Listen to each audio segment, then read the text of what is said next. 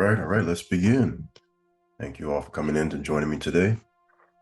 How's everybody doing? Just give me a thumbs up. Everybody's good. Put that in the chat. Coming in loud and clear. Thank you, Maurice. Thank you, Rohan. Thank you, Frenchie, for coming in, helping us out in the chat as well. So I wanted to say good day to you all.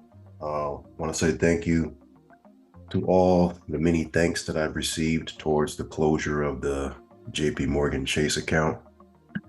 So for the car. So thank you for that again. We have more videos coming. We're going to be going over the proper way to title the car into the trust and even placing a lien on the property to remove the DMV as the true lien holder, because that's the main reason we all pay annual registration. So if we can get that taken care of, then that would just make it easier for having to make those payments on the birthday of the annual registration of the car, and not even have to worry about trying to get that money back through tax filing. But there is a way to do that through tax filing. So we got some announcements before we begin. We're getting our hands dirty and moving forward with a new monthly plan. We're going to call it the Alumni. You guys heard me talk about this in the past. I didn't really give it a name for it, but it's coming soon, and it's going to consist of the tax webinars, real estate investing, vehicle title and self-insurance, or bonding. You do have a choice. You can get regular insurance premiums, or you can get a bond. Some states allow you to do it, not all. The other states that don't allow you to do it, you can do self-insurance, which is a soft version of a bond. It's going to also include court case bonding, bills of exchange for different payment structures like public utilities on financing statements, land trusts with quitclaim deeds, purchasing a mortgage with your bill of acceptance, so that way the home is paid from the beginning, and also bankruptcy credit investing. So all of that unique information is how I live. That's what I do. And I'll be able to share that with you in that alumni tier. So as we go on expressing the trust, we will add to this plan, of course, the ups and downs that come with the implementation, and based on how you guys react to it and how the counties react to it, there will be some changes if necessary. You've already seen how that works with the trust process here. And so anyway, to qualify for this plan, you will need to get a doc review consultation with any of our reps here. We have to approve your trust packet before being admitted into this alumni plan, because if you don't have the necessary components, you will have to basically go back and finish the requirements from freshman to senior. Okay. Now, if you need tax services right now, right away, our door is now open. It is March. So we have limited seating by how much we can handle right now. So what you need to do is email Nancy, and she will send you a tax application. Okay. Quick announcement for our private clients. Just a reminder, if you have access to my consultation link, based on the recent announcement that was given inside of the private client tier, for your free monthly call, it is once per month, but it's not going to be a lifetime arrangement. Okay. So you will all have the opportunity to merge into this special alumni plan, giving you access to all that I just mentioned, plus all the information that you already have access to. Okay. So as long as you're a member in the alumni plan, you will continue to have those free monthly calls with me. Other than that, if not, and you want to stay in the current plan that you're in right now, you will need to just schedule a paid consultation with any of the reps, and they'll be happy to help you out there. And sometimes I have to join those calls depending on their comfort and making sure we answer your question correctly. So in continuing with discharge, I wanted to share some important information in regards to my Verizon account, if you guys don't mind. And I'm going to share some other information as to where these laws are coming from and why this works. So let me share my screen here. But first, I will have to stop recording for the public. We'll pause that. Go back to recording here. So, if they receive anything that says certified funds, remit at par, we have the Treasury address up here, 15/51, payable through the IRS or the U.S. Treasury, done in good faith, things like that with a whole lot of UCC law on it. Here's a kicker: exemption number. You give your social as an exemption. Let me just say this right now. Your social is not an exemption.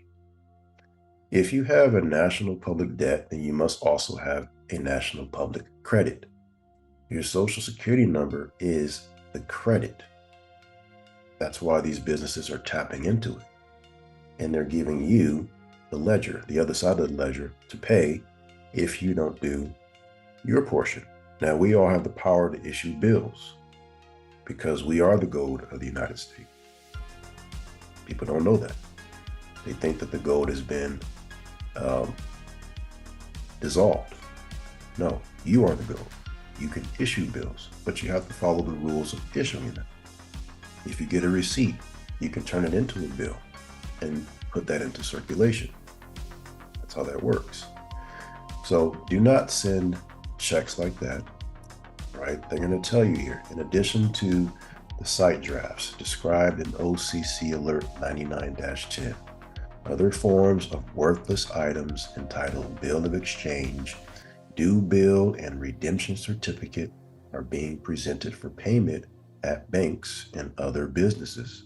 Regardless of how these documents are entitled or whether they appear authentic, they are not payable through the U.S. Treasury or the comptroller of the currency, and they have no financial value or legal validity. These worthless instruments usually have one or more of the following characteristics. They are created to look like a standard bank check or are printed to resemble some type of collection item. They state the instrument is payable through the U.S. Treasury, the comptroller of the currency, or the commissioner of the Internal Revenue Service. There are no account numbers encoded in the MICR style print along the bottom of edge of the document, or they list invalid routing numbers, and the person signing the document is not authorized by the United States government to issue such instruments. So when they receive these things, they're going to retain the document and file a suspicious activity report, also known as a SAR. They're not going to give it back to you, and they're going to send it over to the FBI, the Federal Bureau of Investigation, and this is the address where they would send it to. So I hope you're not one of those people who sends these things. And if you do know someone, please share with them. Do not do that. It will build a case on you. I know some people who have served time for that. It was a little bit more complex, but you don't want to do that, okay? And no, this is not the same thing as the Treasury gift that is talked about in the senior course. The Treasury gift, it puts your credit number, your social security number down at the bottom, and that's really it. There is no routing numbers. If they take it, great. They take it because it's a gift from the gold. It's a gift from the people, but they're not obligated to take it. It's a safe method of trying. The bills of exchange, however, are better. Those move the economy. I want you to take a look before we get into our Q&A. I want you to take a look at this book here. It is called the United States Stamped Act, the Acts of Congress. You can find this on archive.org. It's coming from the Commissioner of Internal Revenue.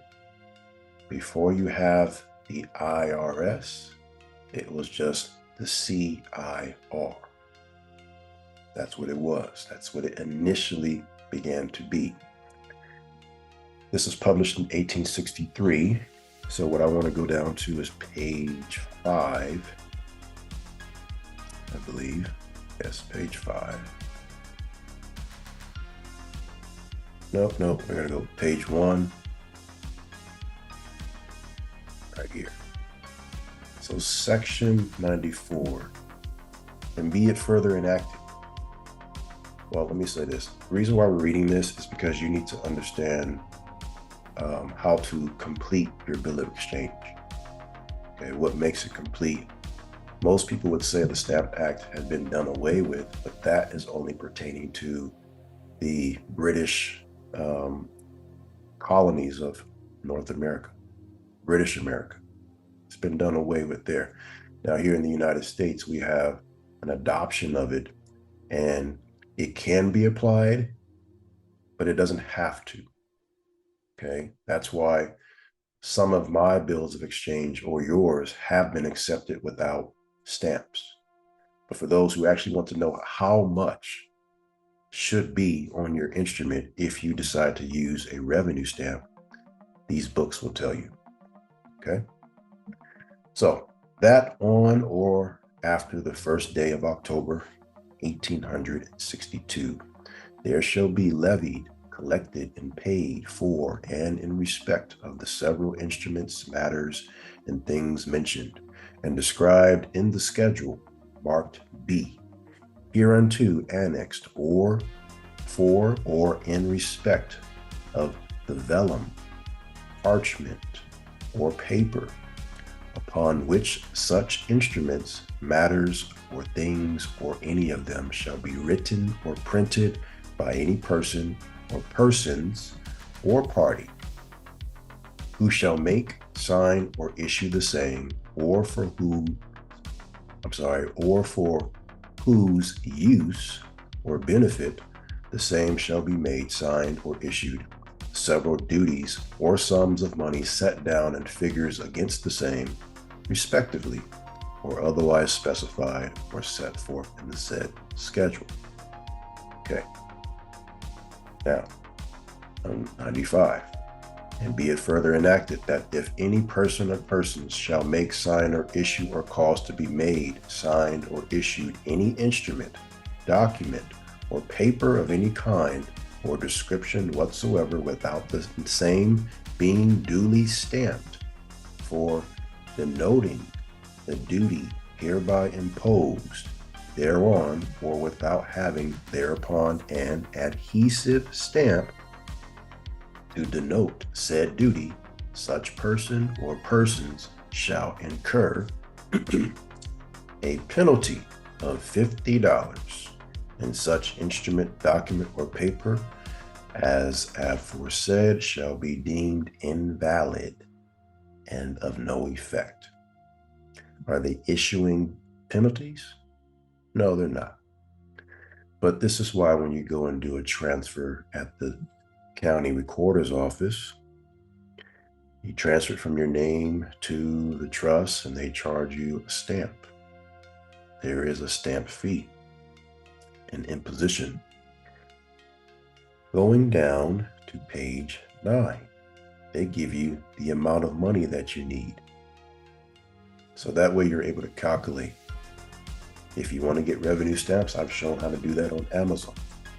The Tiffany stamps, or there's specific websites you can order these things. I believe it is Mystic Lamp stamps. Number 9, here's the Schedule B that they were talking about. We are talking about bills of exchange. We're not talking about foreign, we're talking about domestic inland. That's you. Bills of exchange, inland, draft, or order for the payment of any sum of money exceeding $20 and not exceeding $100.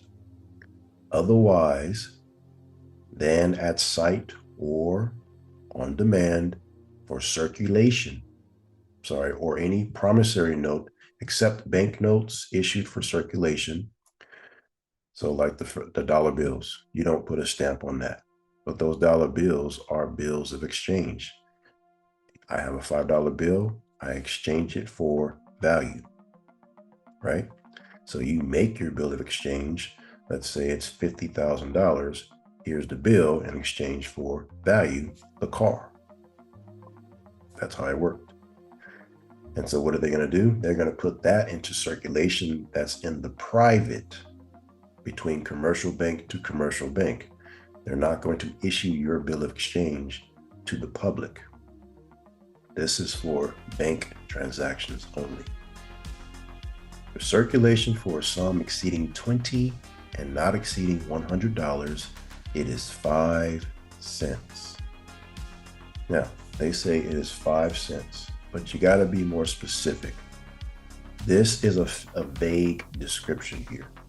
So what I like to do is go to the books where the Commissioner of the Internal Revenue gives more detail. This is a book coming from the Stamp Act of 1899, and this is coming from the IRS's website. I will leave a link in the video when we upload it today. We want to go to page 5 or page 6. Page 6, let's look at number 5. You'll see the language is kind of similar. It says the bill of exchange, inland, draft, certificate of deposit, drawing interest, or order for payment of any sum of money otherwise than at sight or on demand, or any promissory note except bank notes issued for circulation and for each renewal of same for a sum not exceeding $100. Now, of course, your instruments are going to be more than $100. So what is the exception here? What do? The last sentence. And for each additional 100 or fractional part thereof in excess of 100, it is 2 cents. So let's get our handy dandy calculator. You have a mortgage of $300,000, okay? And it says for every 100, so you divide that by 100. That means you have 3,000 100s.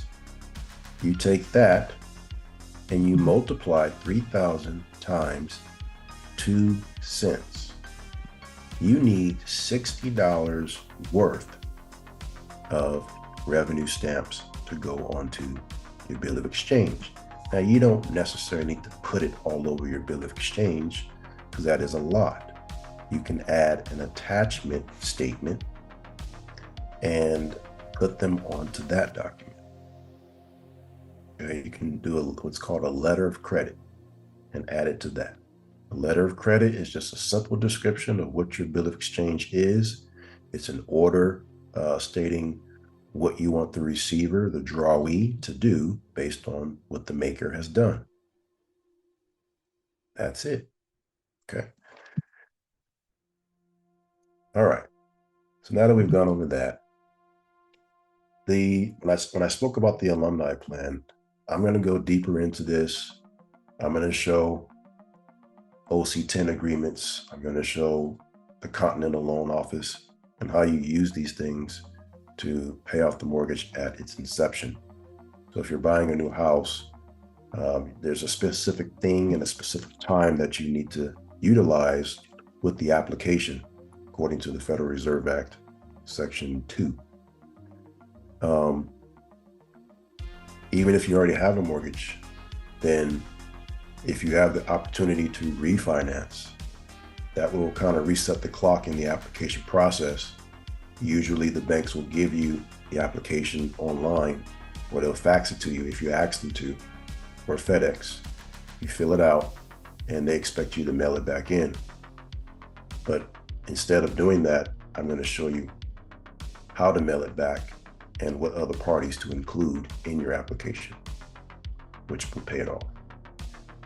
Okay, so that's going to be in the alumni tier. It's going to be, I think, beneficial information for a lot of people and to really help the Republic come back to order as far as managing the debt. All right, so now we can open up for questions. Raise your hands if you have them.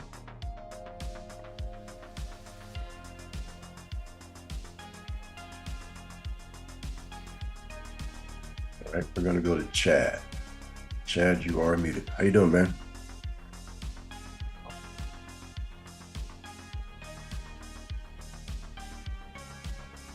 Let me see. Can you hear me? Chad, just gotta unmute your mic.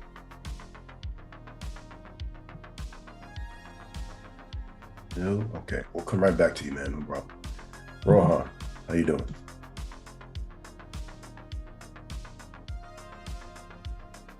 Hey, Avery, can you hear me?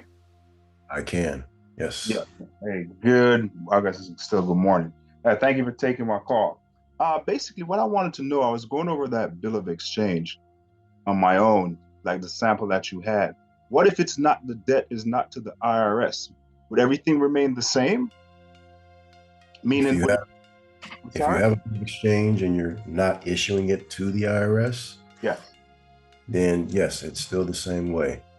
Okay. Because when I was reading it, it says like in gold coins to the bearer, the U.S. Treasury. So with the bearer is the holder of the note. So let's say it was for like a Capital One, for example. I would still leave it as the U.S. Treasury? No, you wouldn't do that. So if it's to Capital One, right, I want you to find out where their corporate headquarters is. Okay. The state. And let's say it is New York. Okay. New York has a Federal Reserve agent. I believe his name is, I forget, John C. Williams. Whenever there is a new application for credit being made, your credit is given to, well, it's coming from Capital One and it's being given to one of the member banks associated with the Federal Reserve Bank of New York. That member bank endorses the instrument and sends it over to John C. Williams. So what you should do is put your bill of exchange together. The address at the top there should be from one of those member banks. You can find it by going to the Federal Reserve Board website, go to New York, and within that is going to be a list of other member banks. Pick any one you want. Put one of those down as the address on the top left of your bill of exchange. And then you send that over to Capital One. Okay. I'm gonna have to listen to that back on the replay because kind of threw me off completely. Yeah, it's a lot. It's three parties. Yeah.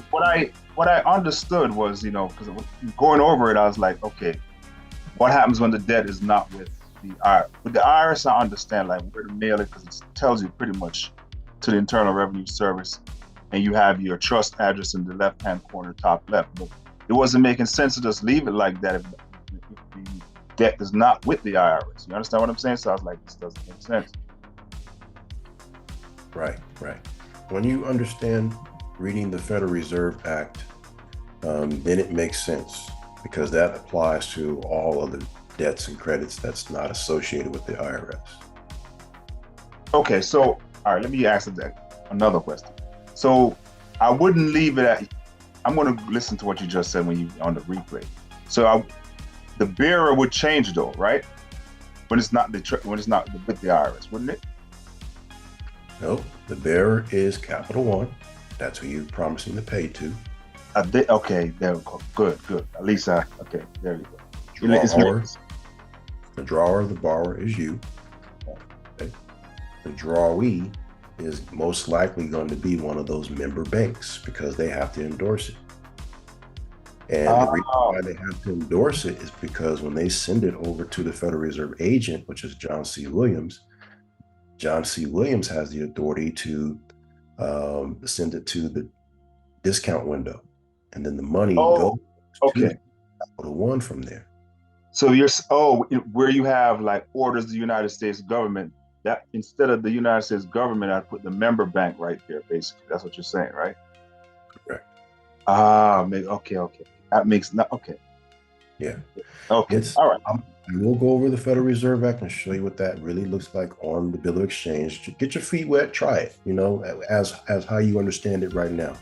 But when you go into the alumni plan and you see it, you can compare what you've done to that. And even if you didn't do it correctly, it's okay. You will have another opportunity. Yeah, I was trying to basically send off like my I had a debt with like North Carolina, so I was trying to formulate a bill of exchange for them, but I was like, this doesn't make sense because I have basic knowledge, and when he says bearer to the treasury, I was like, but bearer is the holder, so whoever you send it to, they gotta, you know what I mean? So it wasn't making sense. So I was like, nah, this can't be. That's why I said I'd wait until the next Zoom meeting to ask you. But now it's kind of making more sense. Yeah, you got Whoever it. the hold, whoever the pay, whoever the what's the term you use? Is it the drawer? Is that what you said? The member bank. That's where the United States government, where you have the United States government. That's where I put the the bank essentially, right? The member banks. The member bank. Okay, and the bearer would be whoever's going to hold your creditor. Okay, all right. Yep. And the member bank's address would be in the upper left-hand corner Mm-hmm. of that registered bill. Okay, all right, okay. But the memo would still be the same though, because with your tax ID number, right? With your social or your TIN, right? If it's to pay the IRS, yes. But if it's Oh, not to but pay the IRS, then you just it need would to be the provide. account number. It would be the Exactly. account. Ah, I got you. Exactly. Okay, I got you. Now, since your member bank is going to receive this thing, you still got to help them out so they can understand what they're paying off. So you might want to include a statement or a coupon. Got you. Got you. I just have to. Okay, thank you so much, Avery. I don't want to hold it up because I know a lot of people have questions. I listen it back on the replay when you post it. So, especially about a member bank, kind of went over my head a little bit, but thank you so much. I appreciate it. You're very welcome. Very welcome. All right, cool. Going to Eric. How are you, sir? Quite well, Avery. How you doing today? Doing all right, doing good. Let's just stick to the reminder. We got a few hands up, one question per person, so we have some time. And we'll come back for the second round if you got one. No, I just got one question. Avery, I've been searching for Pepco. It is hard to find their mailing address for the bill of exchange. That is it. That's all I got. If you know, can you help? Who was that again? Who was the creditor you said? I didn't hear you. Well, Eric, you have to put that in the chat. It didn't really come through. Let me go to Maurice. Hey, great day, Avery. Thanks for taking my question. I am going to abide by your guidelines, and I have two, but I'll do one and wait for the second round. So I did ask this question last month, but based on your answer, you have, I guess, made me more inspired to go through with the process, and this is to obtain the passport with the title of nobility. If I had to prioritize on my list based on what you mentioned. So, for example, the reason why it's important to me is because of my previous circumstance. At 46 years plus now, when I was 19, I wasn't the same version of myself. So I had some run-ins with the alphabet boys. And I understand. Right. So it caused a world of issues, to say the least. So I get the concept of doing the application on the private side, but I also understand that if, or should I say understand, but you get what I'm saying. If you do a name change, or even if you do the title of nobility, it's just going to be an AKA.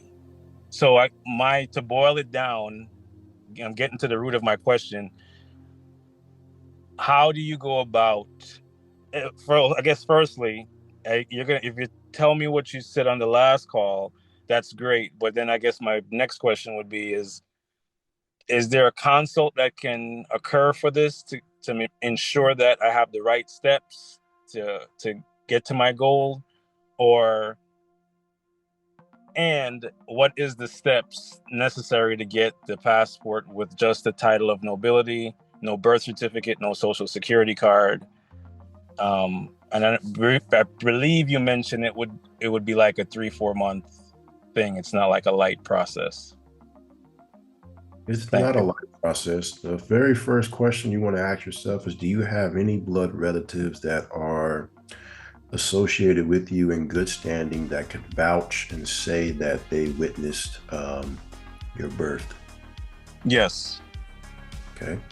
And because sometimes they'll be like, I don't want to be any part of that. Your name is your name. Sometimes you have family members that are like that, and I understand. So, but if that's not your case, then you can do it, and it could be 3 months or less. That's one thing. Second thing is you're going to need to create a company if you don't have one. I would suggest you create a corporation where you're not listed as the president, CEO, secretary, none of that. You're just basically on the board, and that's private inside of the bylaws.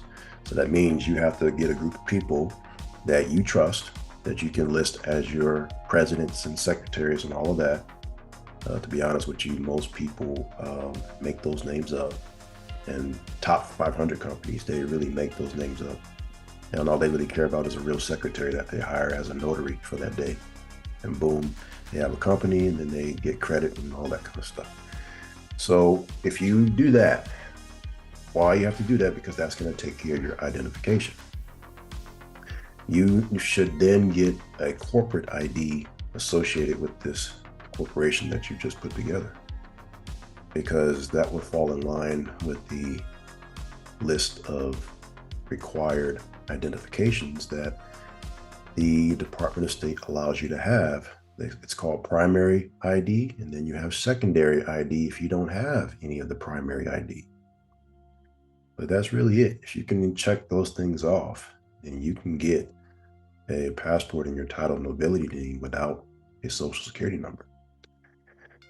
And therefore, no attachments to the prior life. Now, you just have to be very, very careful and understand that when you move forward with this, you're not going back to the old for any reason. That means when you rent, everything is in that name. You must also build credit in this new name before you do this. And I'm talking real credit before you do that. You're going to have to understand what is that term called? Tri-merging, credit tri-merging. That means get an unincorporated association EIN number, and you use it like a social. You have to turn it into a social. There's such a thing as an employer identification number, and then you also have an employee identification number. When you apply certain questions on the IRS online EIN website, certain questions will determine if they give you an employee EIN number versus an employer EIN number. If you get the employee, that's the one you use in tri-merging to get credit with all three of the bureaus. Then you have to get a utility in that name. You have to just really start it up as if you're 18 all over again to really make that work before you apply. I say this as an important gesture because these applications are governed by the OMB, the Office of Business Management, and they're connected to the Treasury. When they file this application, they're immediately going to see your credit history, and they're immediately going to look at if you've ever paid taxes or is there an existing tax return on file. In your case, if you do this in 3 months or less, that will dismiss the whole thing. So you need time to build your name up in this nobility name before you do that. So that way it's a smooth process. Okay. So that's really what it comes down to. If you really want to go ghost, is what they call it. And you never ever go back to the former. So make sure insurance is in good standing too. Like health insurance or auto insurance? Both. And is there a consult available for this type of process? This process, I believe, is important to know about for those that have done freshman through senior and are ready to graduate over to the alumni plan. So in that plan, that's where that information will be. You'll have it. Okay.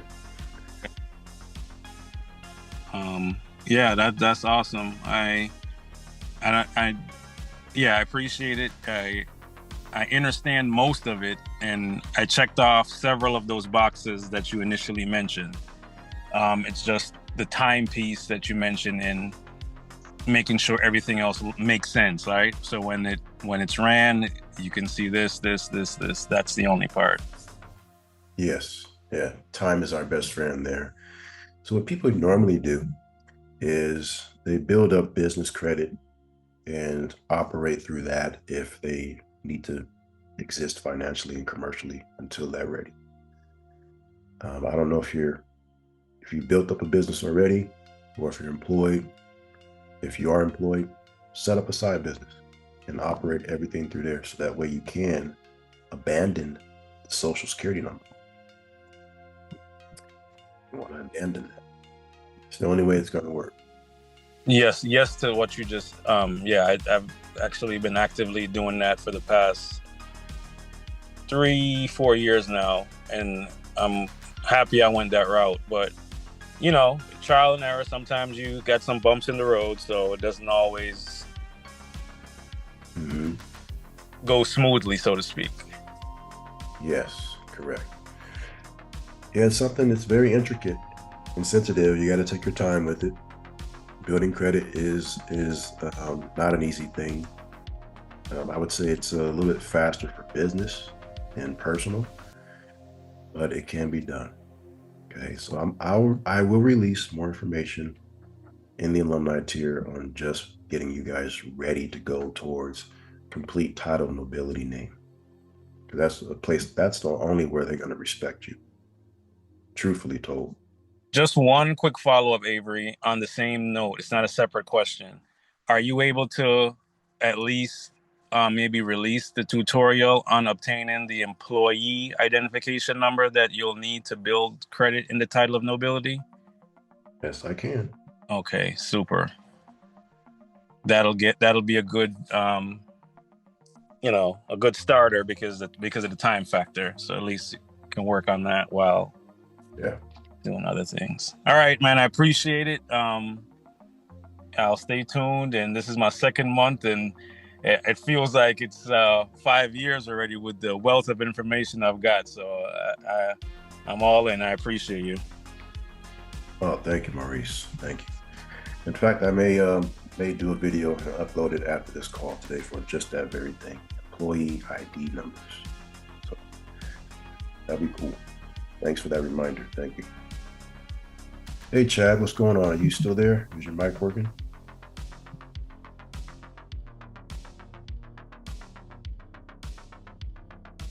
No, not there, huh? All right. We're going to Shirley. How are you, Shirley?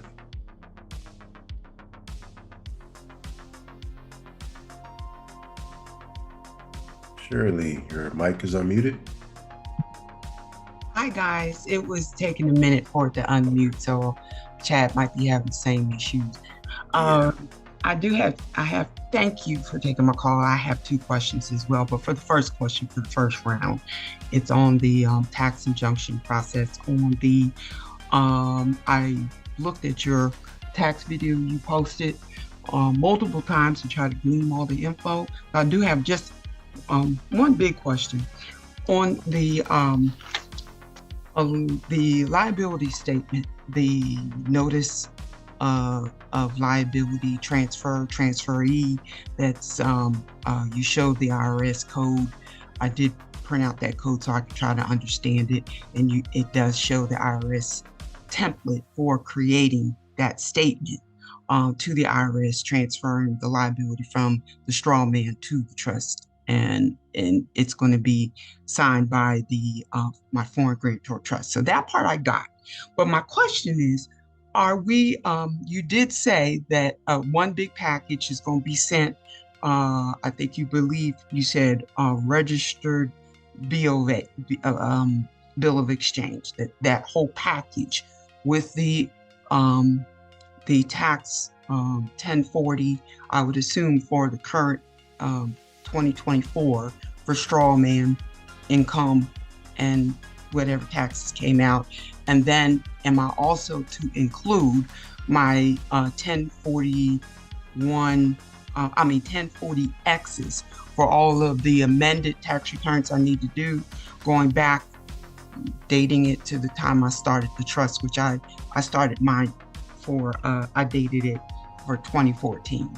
So my question is, what other documents have to go in that package to the IRS besides the tax returns? And do I need to include the 1099 MISs and miscellaneouses for the Treasury gifts? Do I need to include those in the package? Copy of those? Yes. The first thing you do when transferring your tax liability, whatever they say that you may owe, over to the trust, you have to do an electronic 1099 miscellaneous filing, where the tax person is the payer and the express trust is the recipient.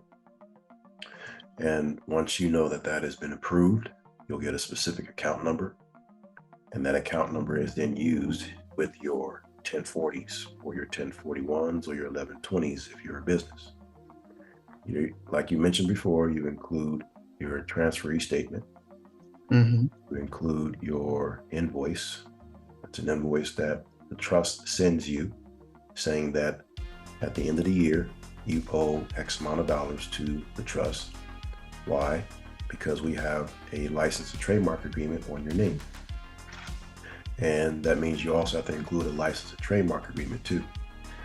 If you go to the Security and Exchange Commission website and just search for random license and trademark agreements, you can look through there and see how businesses that you are familiar with, Adidas, Pepsi, how they do it, you would make yours similar to that. And that's something that you also include in your packet. You should also include a negotiable bill of exchange to take care of the amount that they say you owe. So that way it's a seamless process in order for you to get any kind of refunds going back.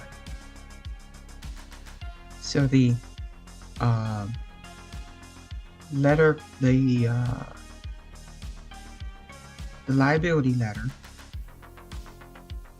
invoice from the trust to me, the license trade agreement, that the license trademark agreement, I don't have that.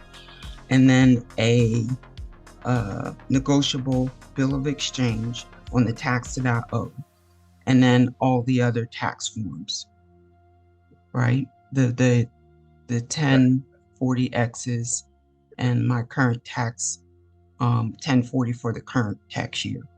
Yep. So any other IRS forms? There were a bunch of forms that you had mentioned. There's a bunch of forms in there. You'll see that in the alumni tier, but I will go over each form on what you need to do.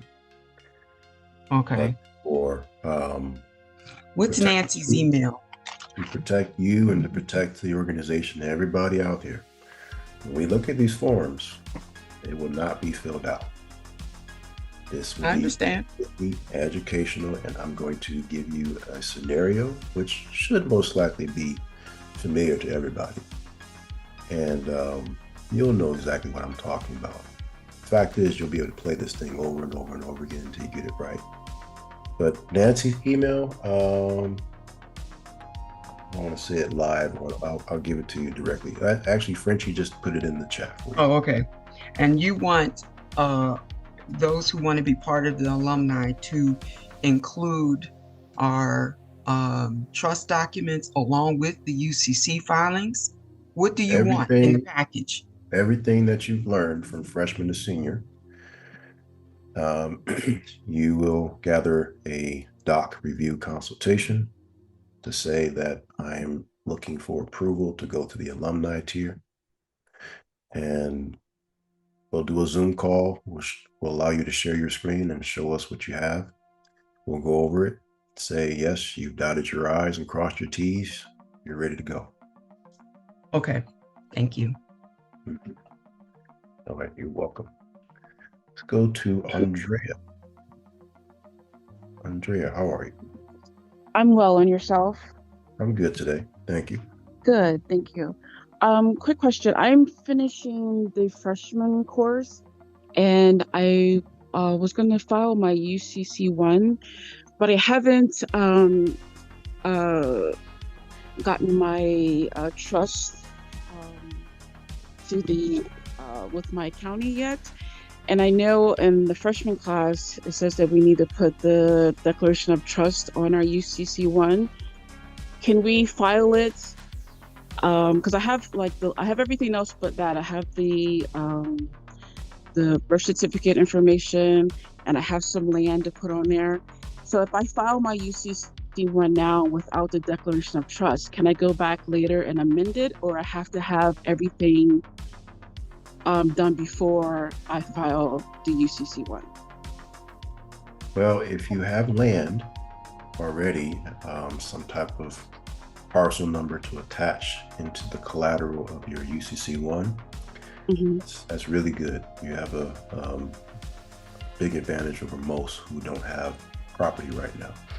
And that's one of the things that the counties reject. They'll say, oh no, you can't file this until you have some kind of real estate. So the fact that you have that, that's good. All you need to do while you're finishing up your entire process, I want you to go into the collateral section of your financing statement, and I want you to put equity secured promissory note, 9 billion, anywhere from $5 million up to 9 billion. And I want you to give it an exhibit number. Just make it up. Just make up whatever exhibit number you want. It could be XYZ123.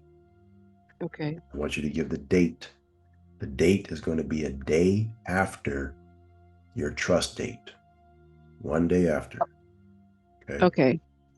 Now, that is going to register your special lien that the trust has on your ens legis person.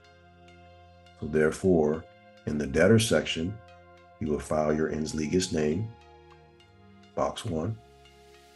And in box 2, it's going to be your ens legis name, but it's not in the organization section.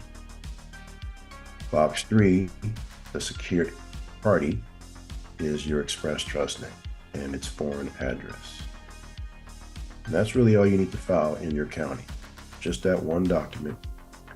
You do need to put also inside of the collateral, right underneath where it says equity secured promissory note, you need to put the parcel number or the address of the land that you have. Okay. Also include, I would rather you do the parcel number and the longitude and latitude numbers instead of the address. Okay. Okay. Now, there's a section down there that asks you to select if this is going to be a public finance transaction. Yes, it's going to be that. Do not select manufactured home. You only do that when you're going to attach your quitclaim deed from your name to your trust. So that's something you'll do much later. Okay. Okay, so just going to be a public finance transaction, and then you're going to check off non-UCC. Okay. Okay. Okay. Thank you so much. You're very welcome. All right. Go to Josh. You are unmuted.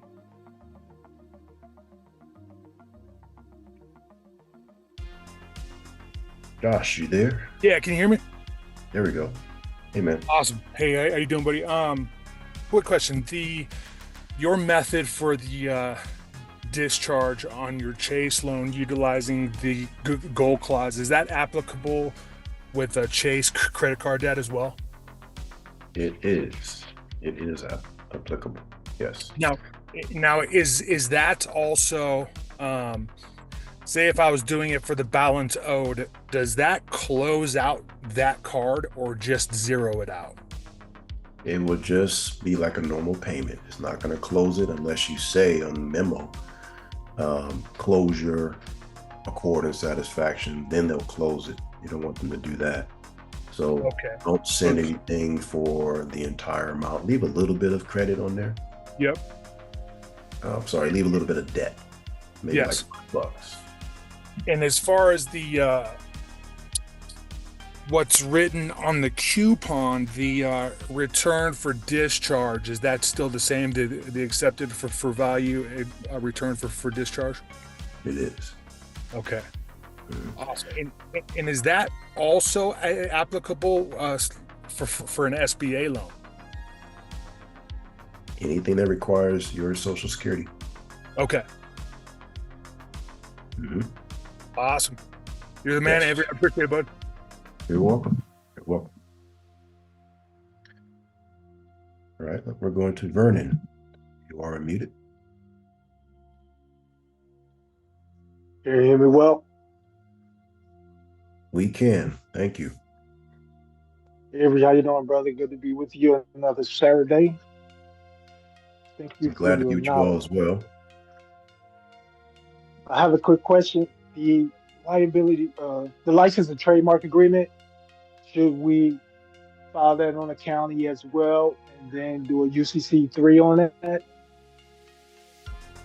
I would suggest when you do your UCC 3 in Maryland, you register your trademark agreement there inside your collateral. You don't have to attach it for the world to see. You can just list that the exhibit exists, and that's good enough, because as long as you put in when you file a UCC, you know there's a section at the top that talks about where do they want you to send correspondences to.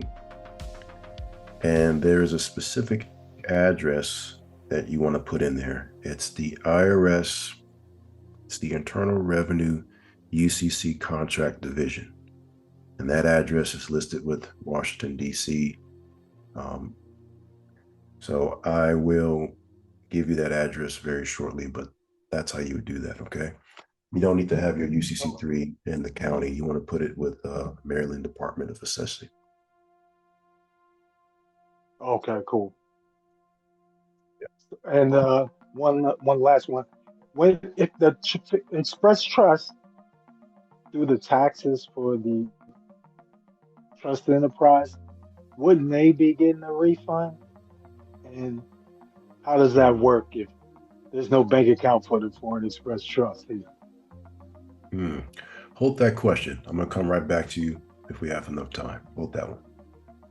Okay, thanks. Going to Simon. Simon, are you there? Yeah, that's gonna be Simeon. Oh, okay. How you doing, man? How you doing, sir? Good speaking to you. You're doing great work. Let me get to it. I'm in Texas. I had some issues putting in my DBAs together. They didn't want all the language on there. The question is, I have, let's say, Banana Express Trust, doing business as Simon. Is it more feasible for me to swap that my name first, doing business as, which I think they might accept, because they wouldn't accept it as the trust would be in the first spot. They wanted it, if I, in other words, move the first spot, move my name to the first spot, and then the trust name into the second spot. Does it make a difference on there which way that's done? But they would not accept it as a trust doing anything. They was staying away from that here in Dallas. Right. I understand why they're doing that. You're familiar with the 8832 process, right? Yes. So when you do the trust as lording over your estate name, which is first, middle, family of last estate, that's talking about your ens legis name already. Yes. So if you successfully got the 8832 process done, you're good. Now you're trying to do that similar process on the state and county levels. Right. So when you on the state level, your UCC 1 would serve as that DBA because you have your ens legis name in box 1 and box 2, and you have the trust in box 3 as the creditor. Right. Then you can go into this collateral section and write out however you want it to be. Express trust doing business as estate. Express trust doing business as ens legis name. Express trust doing business as LLC. Express trust doing business as trust enterprise. You can list it all there in the collateral if you want to. State section. Now in the county section, that's where you connect it to the court. So go the traditional route of how they used to do things back in the 1800s, which is the newspapers. Find you a local newspaper, go to column.us, go to your state, find a newspaper that's local to your county, and do what I just said for the state process in the collateral section. Do it in the newspaper. Okay. Because when you go down to the county and you give them the forms, however they want you to do it, tell you, well, your process isn't complete until you put this in the newspaper. Okay. So you might as well just go straight to the newspaper anyway. Is that going to affect how because I was trying to get the bank account set up to take, my funds, my paychecks. Mm-hmm. I needed something to put, in place of the trust because, trust can't make those kind of transactions. That may be just my second question, but yeah, I'll hold for that. Well, what kind of bank account you're trying to open? Well, to take my employees' information and go so they can get transferred to the trust.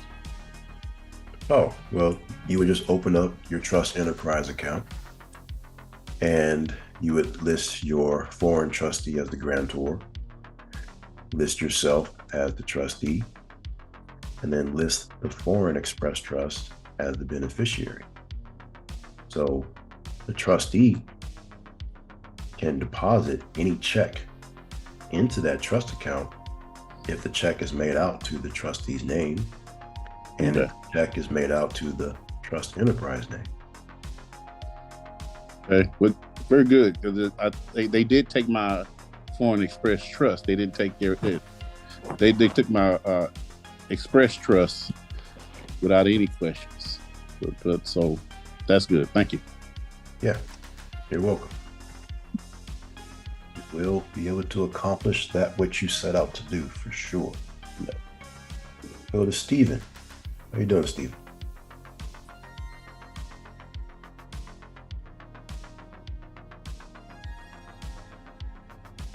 Stephen, just gotta unmute your mic for us, then we can hear you. Oh, okay. Sorry, I was talking There to you my go. wife. Oh, okay. You need me to come back to you? Are you good? No, I'm good. I'm good. Okay. I watched your video about your new Porsche, and so I copied everything you did. The only problem is Toyota, you had payment coupons, and I've got just a statement, and it has at the bottom, it has MICR coding at the bottom. It doesn't have the symbols, but it has my account number and then two other numbers, which is just the amount, the monthly payment twice. So I looked up their routing number and I put that on my check along with my account number. And all the things you said to put on the statement. I don't know if you said this or not, but I put down the amount in all zeros, no cents. And then right underneath that, I put in United States gold coins. And then across the middle area of the coupon, I wrote accepted for value, return for discharge. Is it return or returned? Doesn't matter, but yeah. Okay, good. Yeah. I did that on the coupon, and then I wrote the check out. Toyota Financial Services, blah, blah, blah. The memo section with the account number and the USC 518 public law, all that kind of stuff. I signed it, representative, and put the coupon, actually the whole thing, the whole statement. I didn't tear the coupon off, and put it in an envelope and sent it to the normal place. That's it, right? That's it. Okay. The only other thing I did, I said, well, that was easy. I think I'll try a couple of credit cards. And I did the same thing for them, except they don't have a coupon with a routing number or anything like that. So I found the routing number. Some of the, I think it's Bank of America has two different routing numbers, one for wire transfers and one for checks. And so I did all that, all basically the same that I did for this Toyota payment. And there's nothing special I have to do for a credit card. Well, for credit cards, I say if they don't specifically give you the routing symbols and the checking symbols on the coupons, then the other alternative, what they give you is like what you have. You just have a series of numbers down there. It's really long, all jumbled up together. Yeah. I would just go straight to a bill of exchange with credit cards. I have more success with that because when you find their routing number somewhere online and then you take your account number and put it on there, they will apply it, but I've seen reversals. And then you have to enforce if they have the right to do it, which you have to look at UCC 3-418. If they've payments, it's called payment or acceptance by mistake. And the only way that they can get out of it is if there was some type of invalid number on the MICR, or if something about the payment had not been stopped in time or whatever. But that's not the case for what we're trying to do. So in actuality, what I'm saying is if they deposit it and it's sitting there for at least 3 or 4 days and all of a sudden it's reversed, you now have a remedy to go and say, no, it's now discharged. Okay. So you want to look at UCC 3-418. And then there's another one. I have to find out what it is. I think UCC 3-603. That's what it is. 603. Okay. And I'll check in 418 too, just in case. Okay. That sounds good. And then, so I'll just wait until they reply or reverse it, and what? Then I have to dispute it or enforce it, or should I just send a bill of exchange? Well, you would give a statement of accounting, and that's something that they have to respond to in 14 days. Your accounting shows, okay, this payment was applied, it was zero, it was reflecting that, here's the statement showing that, and then all of a sudden you reversed it. According to UCC 3-603, it says, if tender of payment of obligation to pay an instrument is made to a person entitled to enforce the instrument, which is the bank, Mm-hmm. tender is refused, there is discharge to the extent of the amount of the tender of the obligation of an endorser. And you're the one who endorsed it, right? Or accommodation party having the right of recourse with respect to the obligation in which the tender relates. So that's what I would put inside of my statement of accounting and say, hey, you need to fix this, or now I can take you to court. Okay. And they basically have to defend themselves why they did it.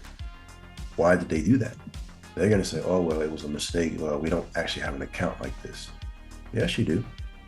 Yes, you do. Absolutely. Yeah. They type in the numbers and they scan it right on their desk and it says good. And then all of a sudden accounting on the back end sees it and says, hey, they don't have authority to do this. What I mean by that is every single company has internal forms and they put names on these lists to have the authority to do what we're trying to do.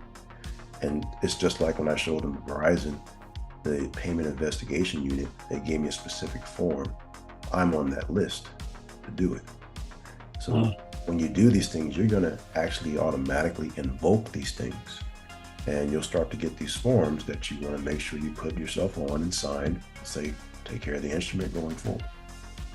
With you and Toyota, this is going to be a one-time thing, and they're going to close the account.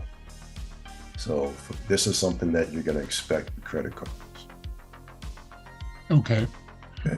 And then the last little bitty thing is my credit card is what, 16 digits? I put Yes. the whole thing in the account number on the bottom of the check. Mm-hmm. Is that normal? That's the account number they're going to use? That's normal. Okay. Sometimes they put a few zeros in front of it or behind it. Yeah, and I made all the checks for a little bit more than the payoff, which you just said a little while ago, make it for a little less than the payoff so it doesn't close the account. Are they just going to send me a check for the excess and then close my credit card? No, they won't send you a check. You'll have to change it and put it for a little less when it comes to a credit card, $5. And that way you leave it open. Okay, so the ones that I sent in already, are they just going to send them back and say you're paying too much? They may send it back to you. Because I've seen them. I've had credits on my credit card before, negative numbers. So I have to go out and spend that real quick. Yeah, hey, I like to let things all clear up before I use it when I send them these types of instruments. Okay. Okay, cool. Well, you're doing great work. I appreciate all the information, and I've been waiting on a accord and satisfaction for this, and this is a whole lot easier than accord and satisfaction, and then waiting and taking him to court and all that kind of stuff. So if this does it, that is just total miracle. So yes, I appreciate your work on that. You're welcome. My pleasure. Thank you. All right. Thanks a lot. Bye. Antonio, how are you? Thank you for taking my call. Can you hear me? I can. Yes. Awesome. I'm from Panama, and I went to Panama and I got my authenticated birth certificate. So my mother and I, we both went down there. My mother is a citizen. She became a citizen, but I never became a citizen. I'm 47 now. And so I'm in the freshman class, and both my mom and I are going through this process together. So really trying to help her. She doesn't have a good English speaking. So for her, she is a citizen. I'm just wondering if that process would be a little bit different than mine. When you speak in your courses, you do mention naturalization, and we got a little bit of help from Frenchie. But I'm a little stuck right now because I have my certificate. I'm getting my translation today, as a matter of fact, and just trying to figure out the next process before I move forward too far ahead. Should I get the trust set up with the foreign trustee next after I have my birth, because I have my birth certificate? So now is it the trust next? Because do I need that in order to move on to the next processes? Okay. Yes, the very next thing is to put the trust together. Once you have your authenticated birth certificate, you now have a form of security to fund the trust. So you will have your authenticated document listed into the trust, and then you're also in the process of getting your citizenship here. Is that what you want to do? No, I do not want to get. I don't want to be a citizen. No, Okay. No, should I be a citizen? Is that what you're saying? No, you don't have to. You don't have to, because for those that don't have citizenship and they still want to take part in being within the United States and all of the privileges of real estate, all you got to do is get you a life insurance policy, any amount you want, $500,000, $1 million, whatever you want to give out to the beneficiaries. You list yourself as the insured. And if you don't have a social security number, that's okay. As long as you have proper passport from your country, your insurance agent can use that. And that will allow you to get a life insurance policy. That policy. I have a life insurance policy, and I have a social security number. And you have a social security number. Yeah. Because I was wondering if I could be the trustee on my own trust. No. But you said you can't have a social security number and be a trustee. Right. Okay. So you have 1 foot in, 1 foot out, basically. Yes. You have a green card? I have a green card, yes. Okay. So you're going to want to get a real foreign trustee for your trust. That's something you can get later. You know, if you know someone in Panama or any other country, that would be great. But if not, then you can move forward in creating your trust using your title of nobility name as the trustee. That is a name that has no connection to the United States at all. Just know it in your mind that you are eventually going to replace that name with a real person who has a true foreign passport. That title of the okay, I don't want to exhaust this, but okay, I got you. Title of nobility name. Does that have to be changed with the courthouse and everything? Is that what you're talking about? No, you don't have to do that with the courthouse. Just to get this thing started, to get you a proper 98 number with your trust and all of that, you don't need to worry about the courthouse right now. Okay. It's a name that it's a placeholder. It's a true placeholder. Okay. It has no social, it has no birth certificate. So it's a true placeholder. If they decide to search in the system and they say, yeah, this has to be a foreign person because we don't have it in our system. Okay. And you mentioned that you had instructions on Patreon, but I can't seem to get on Patreon and look that up. It doesn't come up. Is there something that I need to add, that you need to add me on to your Patreon account in order for me to look up some of the documents that you referenced in the previous Zoom meetings that I've been listening to? Or I just need to do searching a little bit better? We haven't had Patreon in years. We've merged onto our website now here, to 0%.net. Everything that was there is now here. Okay. So it just depends on the plan that you're in to be able to see all that information. What tier are you in now? I'm in the freshman course, but I've been going through all the Zoom classes, and I'm on number 4. And so I'm just listening to all of them slowly, and some of them I think is just older. So you got some old things coming up, I think, is happening, and that's what's confusing. Okay. You're right. Yeah, you're just going through and seeing the progression of the course, how we got to where we are today. But to kind of shortcut you, move forward with putting your trust together. So that means you're going to be going into the sophomore to get more documentation and more procedures. Okay. And you're on the right track. You got 1 foot in, 1 foot out. You already have a social. You can finish the process and do the interview. You can do that. There's no problem. Get a certificate of naturalization, or you can stay where you are as is and just continue to renew your green card. I have a certificate of naturalization. Oh, so when I had asked you if you were a citizen, you said no. But I didn't know that was being a citizen, having a certificate of naturalization. I didn't know that was citizenship.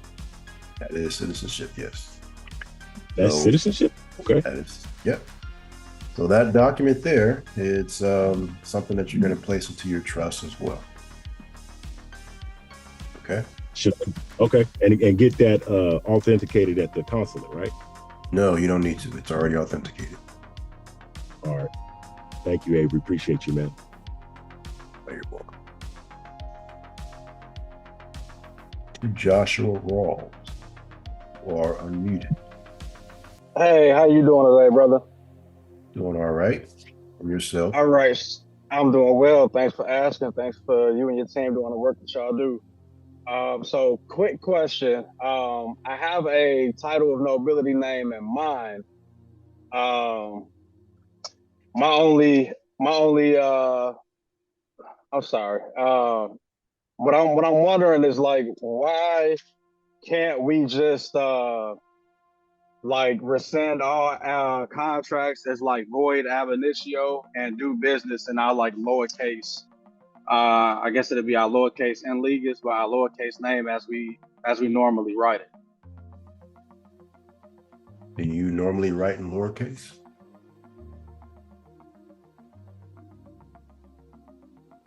You muted your mic. You can unmute your mic. We're having a conversation. Go ahead. Okay, sorry about that. Do you normally write lowercase? I mean, I meant like first letter uppercase, the rest of the letters lowercase. Like the way that we identify ourselves, I guess. Like why can't we just rescind all the contracts since they were done while we were not in our majority, if you get what I'm saying. Yes, I understand. Okay. Do you have a bank account with your social security number?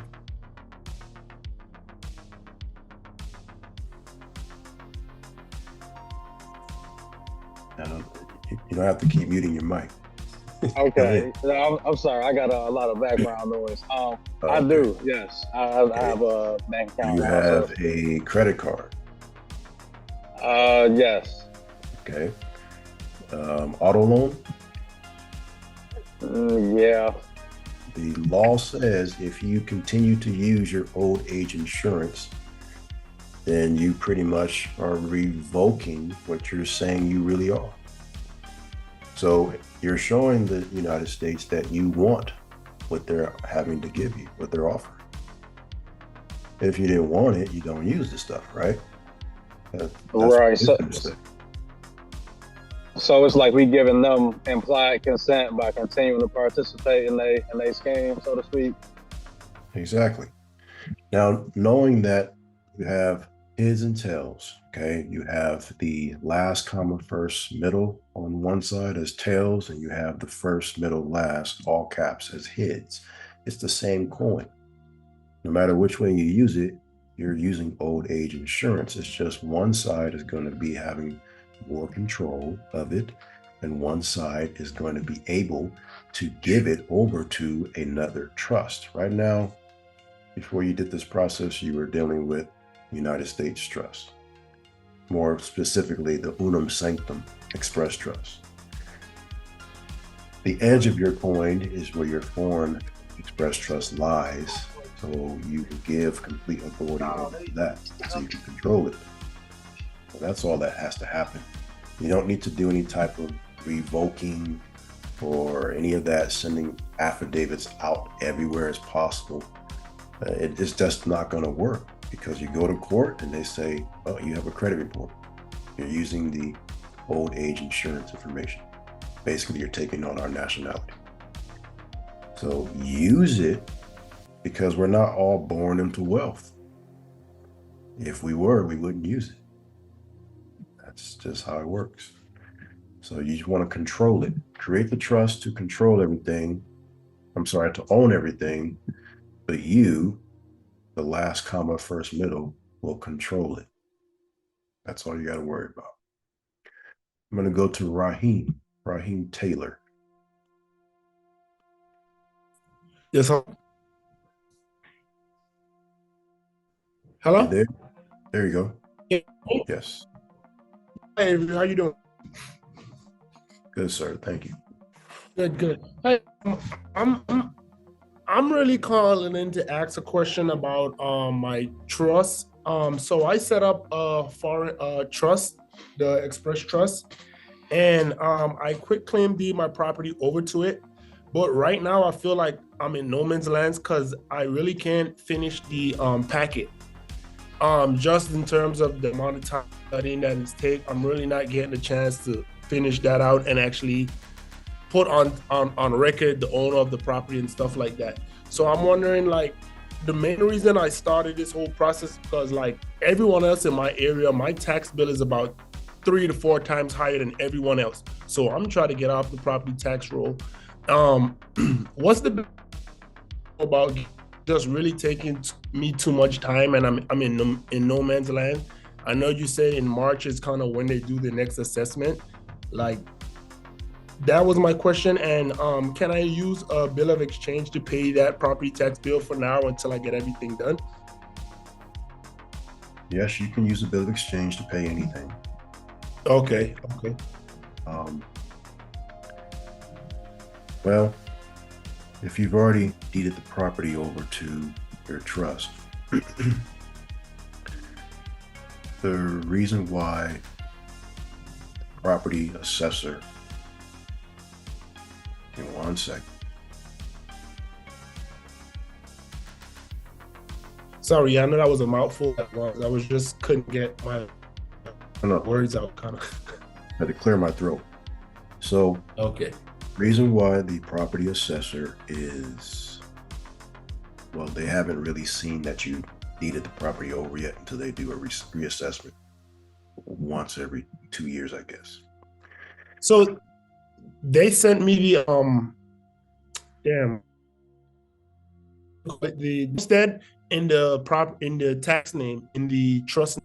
So they that exam still, I'm still on there, and they sent that to me in the trust name. So I'm figuring that means that they did look at it or reassessed it again. They might have done that again. It's something that you're going to have to appeal internally with them. Okay. And then I have to go back and look at your quitclaim deed and look at the amount of money that was used in order to do the transfer. Did you do it for $10, $5, for value received? It just depends on that amount. I never like to rely on the elastic currency. I always like to do it with silver and gold, because silver and gold, when it's used for a transaction, it avoids use tax and sales tax. But when you use regular cash dollars, then you're going to be taxed everywhere. So I want to go back and look at that, and maybe we have to do some amendments there before the reassessment takes place again. Okay. So do you think, should I book a call to get that done? Because I would like to at least get my packet done. Because if anything happens, if I die, God forbid, or whatever, and I feel like, my property and stuff is still kind of in the air, I really wouldn't know what to do next, But so I wouldn't do nothing.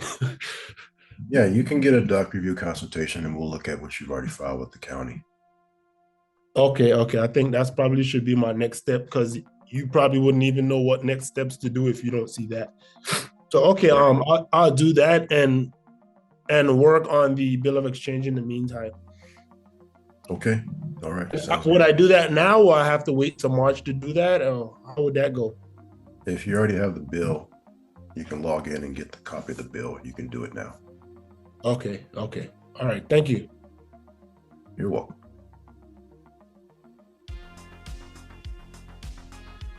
Mr. Jay Prater, how are you? Great day to you, Avery. Great day to you and yours. How's everybody? Everybody's good. The wife is busy right now, She's on the way. She'll be here in a little while. I want to say congratulations to the Porsche victory. Thank you. Thank you. The same vehicle I got in mind, just a different color. Yeah, I'm pretty sure I had the same color that you probably thinking in mind, and it was there. And he was about to get the key for me, but he said, "You know what? That one already actually sold. I can't let you drive it." I said, "Oh man," but oh well. I mean, we set out to do something, and it happened just as we expected. So I'm very grateful for that. That's what's up, and happy belated birthday from last year. Thank you. Thank you. And happy upcoming birthday for this year, because you will be here. All right, let's get to it. Let me give you an update. I don't know if you got the direct message I sent to you. I did. You did? I did, yes. Okay. Well, you know, it's been a while since I've been in here, and I had to go back to the junior class because of the UCC, the 14.3 UCC. And that's my main question right now, because I'm getting ready to execute that and get the mailing off this week. And went ahead and moved myself to senior class. But along with that UCC, what I was concerned about was the non-UCC and the regular UCC we have on file at the county. Not the 14.3, I'm cool with that. It's the one that we have on the county. And I heard you say earlier about filing stuff on the county. We have things on the county, but you was mentioning listing certain things on the UCC, on the UCC 3. Mm-hmm. And I was concerned, what should I list on the county? And because I heard you say you could list it pretty much any way you want on certain documents. And I just want to know, like, a little short list of, or a survivor list of things that need to be listed on the basic public UCC. And thanks to Miss Shirley, she pretty much got the answers for my first question. This was going to be my cheat second question to Miss Frenchie. She put in the comments we have to construct our question the right way. So I'm trying to be, real good with that. Mainly it's just the UCC, and I'm gonna throw a cheat question in. Once we hook up, and I'm gonna hook up with Frenchie and Miss Nancy as far as the taxes. Am I able to do my passport then once we can finish that? Or can I go ahead and do it now? Yeah, you can do it now. Okay. So that attempt will be done today. I will go ahead and put my paperwork in today and take it to the county. Okay. Very good.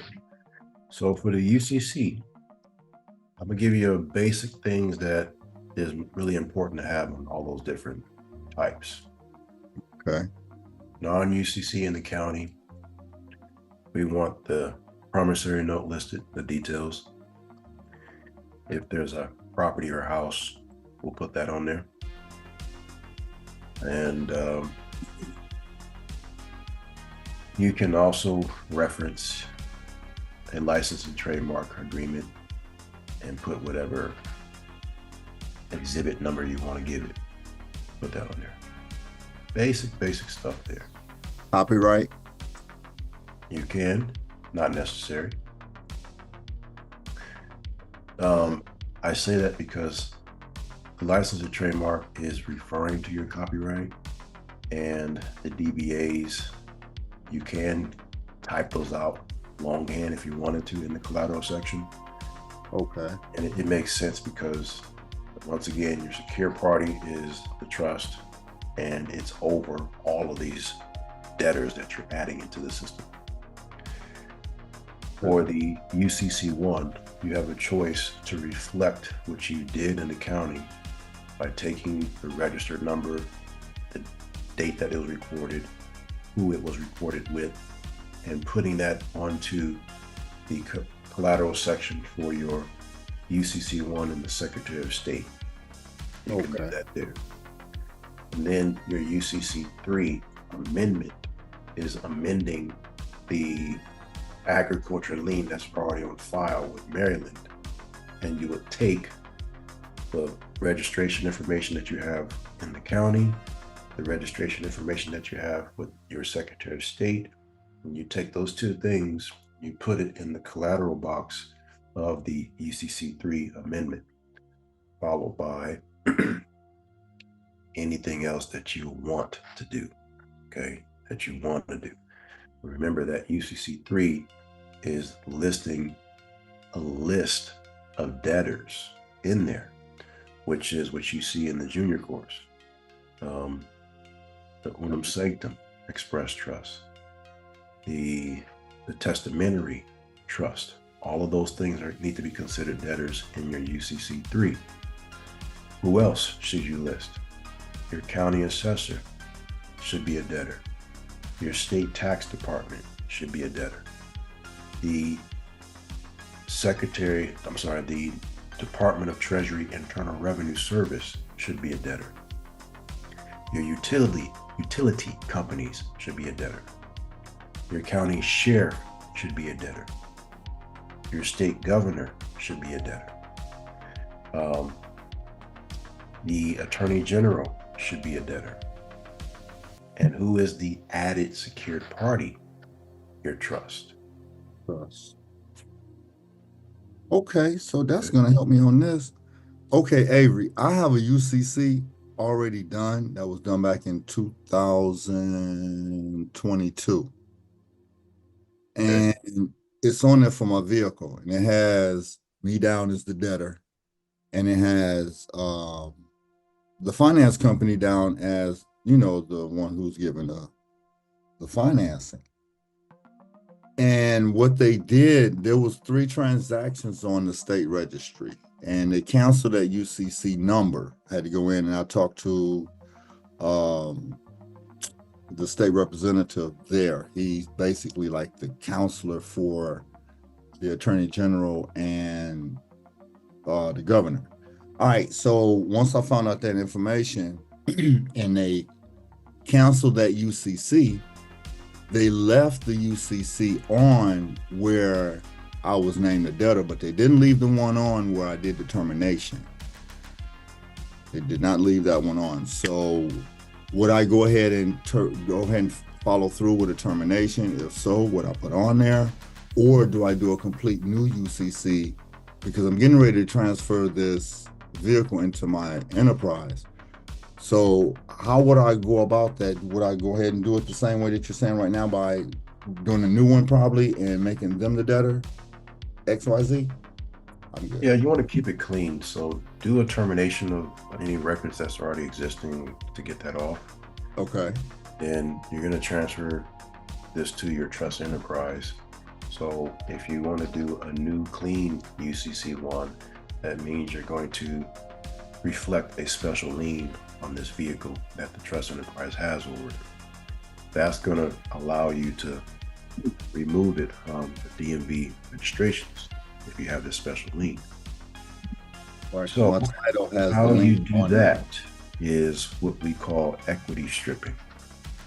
Okay. So you find out what the fair market value is of the vehicle, and you're going to put a lien on that vehicle all the way up to 5%, leave a 5% gap. Okay. Okay. So it's just a promissory note that you put together between the debtor and the lien holder. The debtor can be a company, it could be you. I would say it should be a company because you are the trustee of the enterprise. Right. So you can create an unincorporated association in California. You can create an LLC where you are, make that the debtor who has agreed to sign this promissory note of 95% loan to your trust enterprise. And what's cool is you can make this loan to be as long as you want. Let's say you make it 25 years and payment is $10 a month for 25 years. Okay. But actually go ahead and make this payment to yourself, right? So that way you can actually have a true documentation that this is actually moving. It's a moving flow of currency.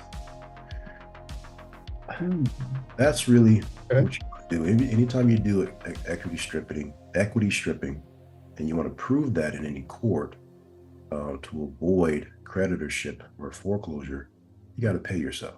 It really has to happen that way. The theory of the wraparound mortgage. Got you. So when you record this financing statement in the county or with the Secretary of State, you have to attach the promissory note with it. Okay. And then you take that to the DMV and say, this is the lien. Here's the security agreement that goes with it. This LLC is paying the trust. You show up as the trustee saying, look, I got somebody paying. I am a creditor. So therefore, you will not charge annual registration fees to this trust. Okay. It's gonna do it. All right. Well, me and Diana schedule everything with Frenchie because we had already got the link. Nancy's supposed to be talking to you about setting up the tax thing. So it's gonna be one of the two. But I'm gonna get a little pre-hookup with Frenchie first. And then y'all get back to me. You and Nancy get back to me when y'all ready for us to finish the tax filings. Okay. All right. Good to me. All right. See you in a minute. Appreciate you. Thank you.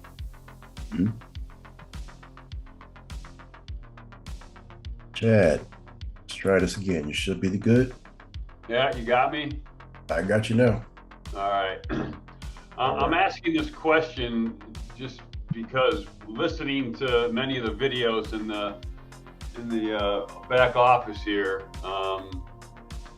some of these contradict what I've learned in the actual training videos, and that is, are we supposed to do anything else with the Declaration of Nationality? I know we publish it, and then I heard on one of the calls or something that I made a note of that, do we have to get the notary from the publication authenticated? Do we have to get the document itself authenticated like we do the birth certificate, or do we just publish it and it's done? I'm not sure what else to do with it.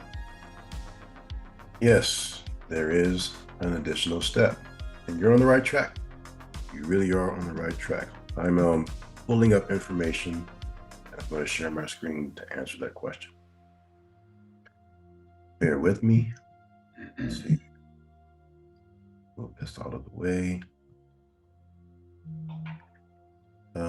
It's going to be ... Let's see. Okay, so let me share my screen. So once you get your Declaration of Nationality published in the newspaper, it's automatically going to be notarized, right? Correct. So that notary got her permission or commission from the Secretary of State. So what you would do is go to your Secretary of State and get the apostille document to say that you want to have your notary's commission number apostilled by the Secretary of State. And then you'll get a seal back. From there, you send it over to the United States Department of State using the very same form we use to do our birth certificate. Okay. So it's the same thing. You're going to select Taiwan. You're going to select everything that you normally are used to doing. Document type. So I want you to kind of go through this with me and tell me, what do you think is the document type we would use to authenticate a declaration of nationality that has been approved by the state Secretary of State? What do you think? My first choice is that declaration right there. Mm-hmm. Could be.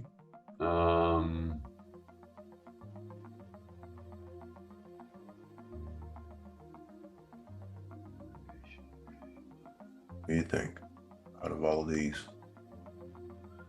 Besides declaration, letter of appointment.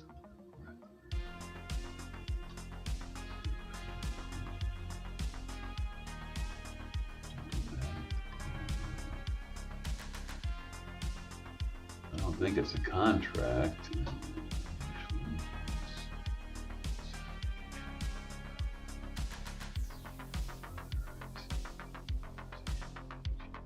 Man, that's a good question. I only can think of. Well, you were right. You can do that. You can also select authorization of agent because your notary becomes a witness. Oh, okay. And then I've also seen them go through just by selecting other. Okay. So that means if I did that with Column, then I need to get a wet ink affidavit from Column in whatever state that notary is in. I got to go to that state and start there. Right. So we do ours here in Florida. So we got the Florida notary on those documents that's filed in the paper. Send it to the Florida Secretary of State for a apostille, and then we send it over to the Department of State, and I always put authorization of agent. For the state, you put authorization of agent. Yep. Or for the U.S. It'll be like this: authorization of agent, and then I would select Taiwan. Number of documents, just one, and the process is $20. Okay. Send that over.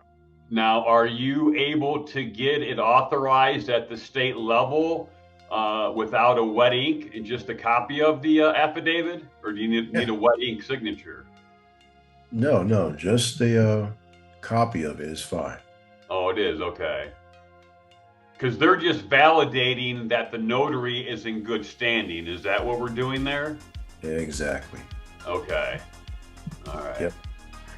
See, the cool thing about when you do this through the newspaper, your actual wording of what you want is embedded on the same page with the notary's commission. It's not like it's an attachment to anything.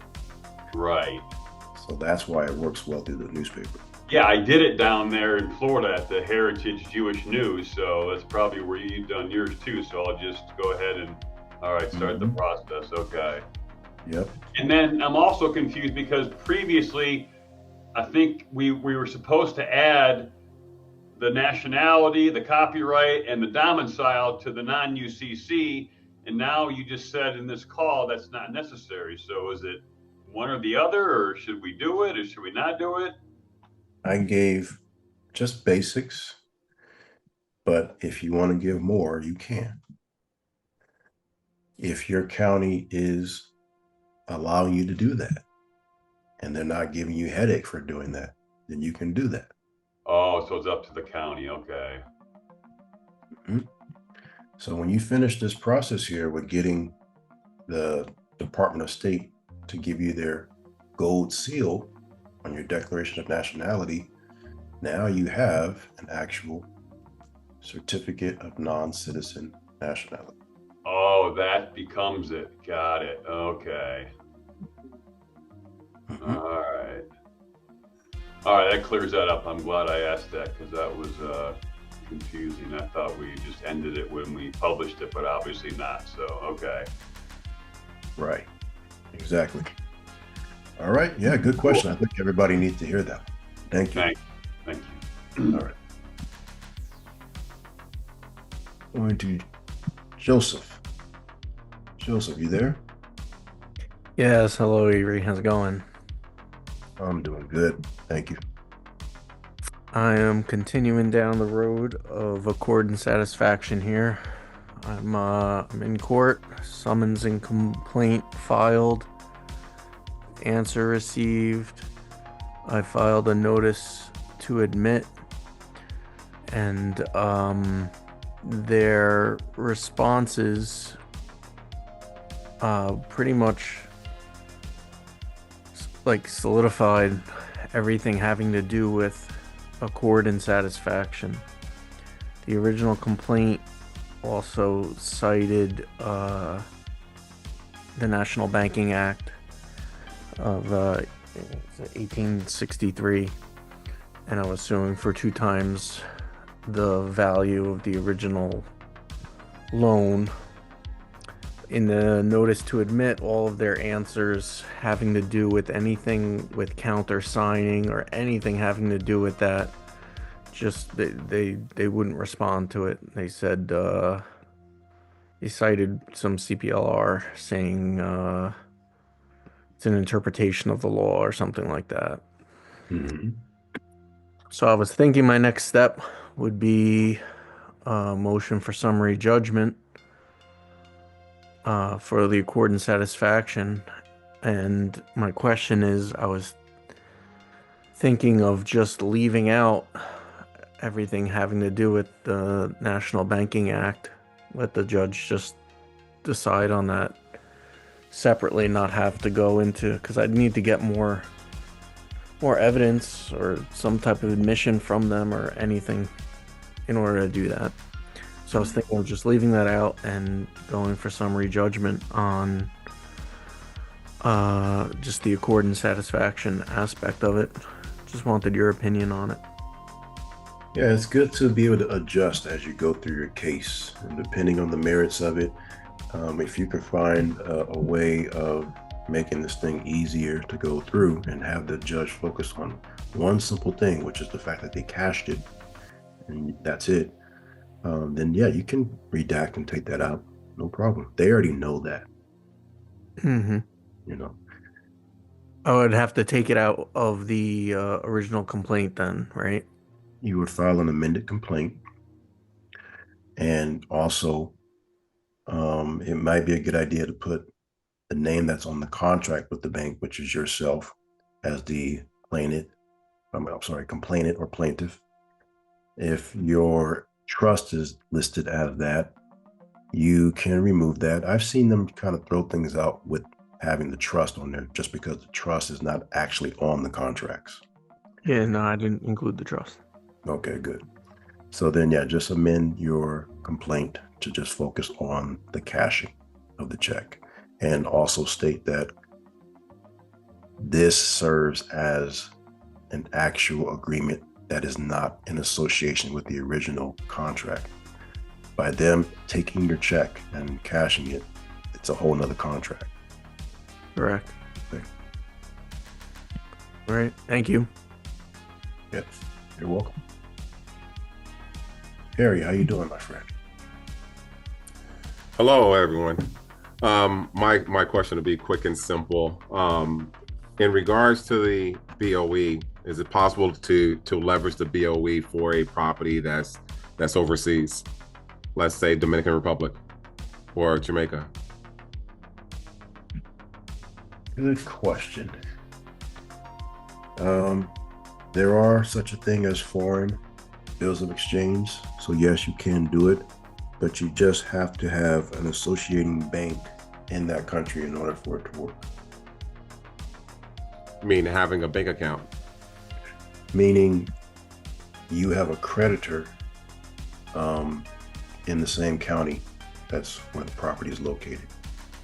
Either you have a creditor down there, or you do know the actual banking authority that's governing that entire country. Yes, we have access to that information. Yeah, you can do it then. Okay. Yeah. All right. Is there anything else that I would need to set up first in order to leverage that? No. The fact that you have property, you already have an established account. Who is the actual creditor for this property? Well, right now, we just purchased the property, and the way it works is that the property is currently under construction, and after you pay your 30%, then from there you're able to finance. But my aunt also works for the treasury of the country as well. And the bank is a family. Well, the president of the bank is a family member as well. So we'll be utilizing them. Mm-hmm. Okay. Yeah, you definitely have to do a foreign bill of exchange. That book that I showed earlier in the video would be a good resource for you to understand how to draft it and who you would send it to directly. I think with international bills of exchange, you definitely want to include the stamps on your instrument. That's going to be an interesting project. I'd like to be involved in that one when you draft the bill of exchange. Maybe we can get a consultation and look at it. Will do. Thank you very much. Thank you. All right, Roya, before I open your mic, let me just read a question here in the chat. It says, this is from Alex. He's currently a citizen of Spain. He has a Spanish passport. He's lived there for most of his life. In 2018, I moved to California, got married, and got the green card. I have not been naturalized. So in theory, I am not a U.S. citizenship. U.S. citizen, I am what they call a lawful permanent resident. So that means you're quasi. I am considering getting a USA passport to have both nationalities and to be able to be in Spain for more than 6 months without losing the green card. But I don't want to go through the normal process and swear an oath to become a 14th Amendment citizen. I feel kind of uncomfortable to do that, and I'm not a U.S. citizen in the Declaration of Nationality. So here's what you do. You go through the process, you go and do the oath, you do all that. But the thing is any oath that you give, you can always amend it. You can always redact to it. Because in your oath, it doesn't say there's a time limit as to how long this oath is going to be functioning, like it is for an officer of the court. Theirs is good until they're fired or until they're up for re-election. So with you, if you say the oath, then you'll simply redo your Declaration of Nationality and file it in with the county or in the local newspaper. And then that will give you a reset. But, and again, keep in mind, if you use any social security numbers for credit domestically or in another country, then that is going to reset what you just did. And you're going to say, I am a 14th Amendment citizen, because you have to say that on the applications to get the credit. So you have to really think about what you're trying to accomplish here versus how you're actually going to live your life. So it seems like for you, it's okay to go ahead and get the U.S. passport, still keep the Spain passport so you can travel and see family over there for more than 6 months. Still move forward with your express trust, because at that point, it's all about asset protection. Get as much as you can, put it into the trust, but don't be financially liable for it. For a lot of people, that's fine. Use your social security number or your foreign passport number to get life insurance policies and establish long-term generational wealth with that. Okay, hope that answers your question. Roya, now you are unmuted. How are you? Hi, Avery. How are you? I'm good today. Kind of losing my voice now. I can kind of hear. Oh. All right, we're gonna get through. That's good. I had a question for you in reference to the child lease agreement. I wanted to see if you were able to review those documents for me. I did, yes. Okay. Mm-hmm. So is everything good, or? Yeah, I don't see anything wrong with them. I really don't. Okay, I'm good to file them. Yes. Okay, fantastic. That's my question. I appreciate it. You're very welcome. All right, take care. Good job. Good job with that. Thank you. All right, bye-bye. Bye. Mr. Davis, you are unmuted. Just gotta unmute your mic so we can hear you.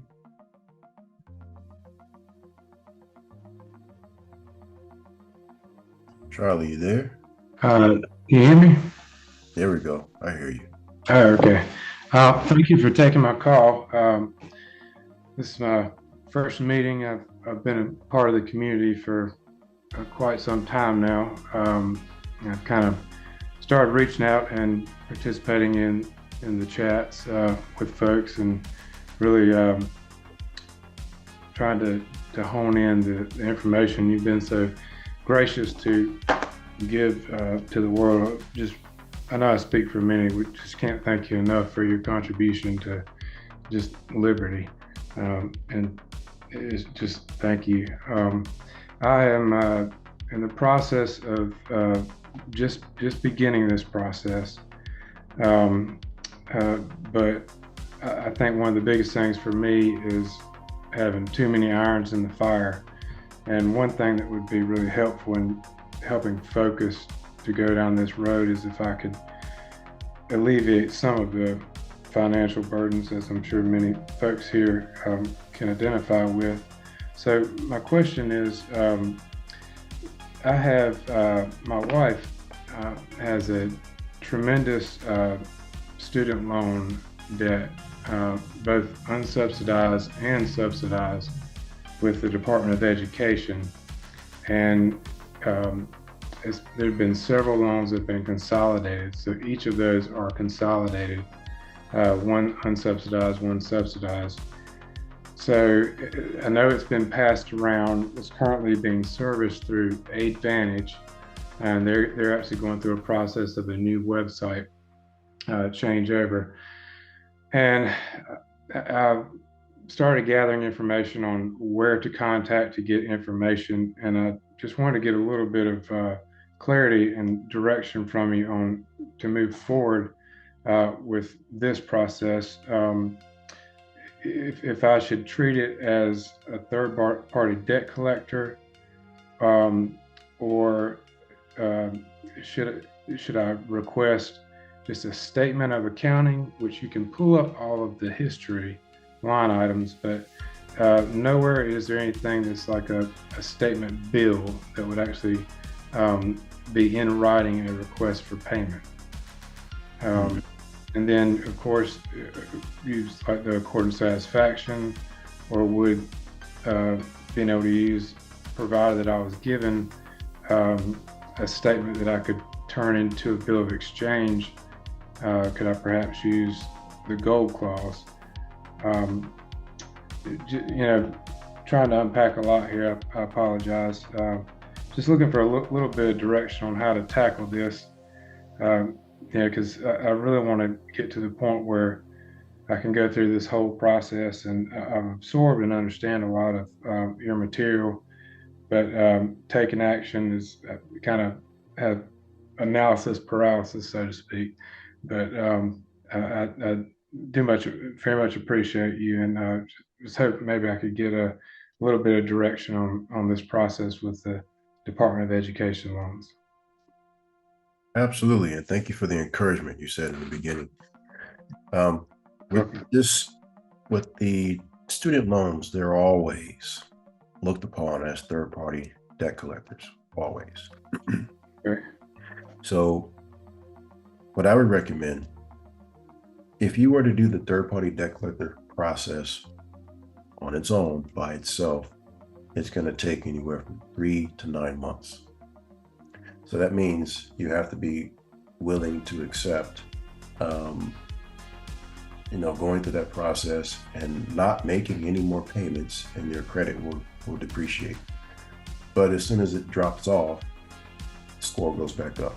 So if you don't plan on using your credit for anything right now, you can do that. That's the most cost-effective way. But I would say, in addition to that, give a bill of exchange too. And in addition to that, give an accord and satisfaction check. So you got 3 methods happening at the same time, because this needs to go away quickly. And I mean very quickly. So and I probably need to book a consultation, because there's a lot of details here. I'd probably get clarity as far as like a jumping off point, because while there is this massive, massive debt here, more than the average home But oddly enough, I do own a home, clean and clear. So this is kind of a debt by way of marriage, and I didn't want to mortgage our home to take care of this debt, and I'm glad I didn't go that route before I found your community. But I do want to be ready to be in a position where I can make some moves should we have a downturn or some opportunities in the markets, coming up. So I would like to keep a credit score high. Now this is all under her name; it's not tied to me, but under God's law, I mean we're one now. That's my soul. So I'm just trying to take care of the family, and we put the house in, which may not have been the best idea, in both of our names. So if we were to do something, then as far as the third-party debt collector, that may negatively affect that ability. You want to put your property into a land trust. Okay. Everything that has a title that can be held by hand, you want to put it into a trust that removes liability from you, and it also protects the property from being seized for any reason. First event happens. This is the last thing, information I'll tell you, and then I'll let you just kind of finish it up. And I do appreciate your time. So basically, we were married, and we have this house together, and it is we were able to have this house and have it basically just pay for it, but it kind of left us with nothing left. In addition to that, on my business side, I have one rental property that is income producing, that I also have completely debt free. And I was considering, leveraging that to provide opportunity for, if the opportunity arises in the future, just to be liquid. Because as of now, everything else is just pinching pennies, but it's all tied up in equity. But I don't want to damage that ability to move forward by this process, but this process alone, or the student loans alone, is eating up the entire cash flow of my rentals, so they cross each other out. So that, just a little bit of background, and I apologize, I'll let you speak. No, I completely get it. So if you want to remove that debt as quick as possible, submitting the third-party debt collector notices is really gonna get them to halt and think. It will put you in a position of, a good position to get rid of them, meaning they're trying to find a way to get rid of this account and still be compensated, or a lawful way of doing it, which would be an accord and satisfaction method. Mm-hmm. Whatever the normal payment is per month, send that payment in via check or money order with that special conspicuous statement in the memo section. And then you can also draft a bill of exchange, and all of these three things are sent not in the same packet, different packets, different times. And from there, you just let it happen. Okay. I would not recommend that after you send these things, you stop making payments. I wouldn't recommend that. You want to stay in the entire time until it is gone.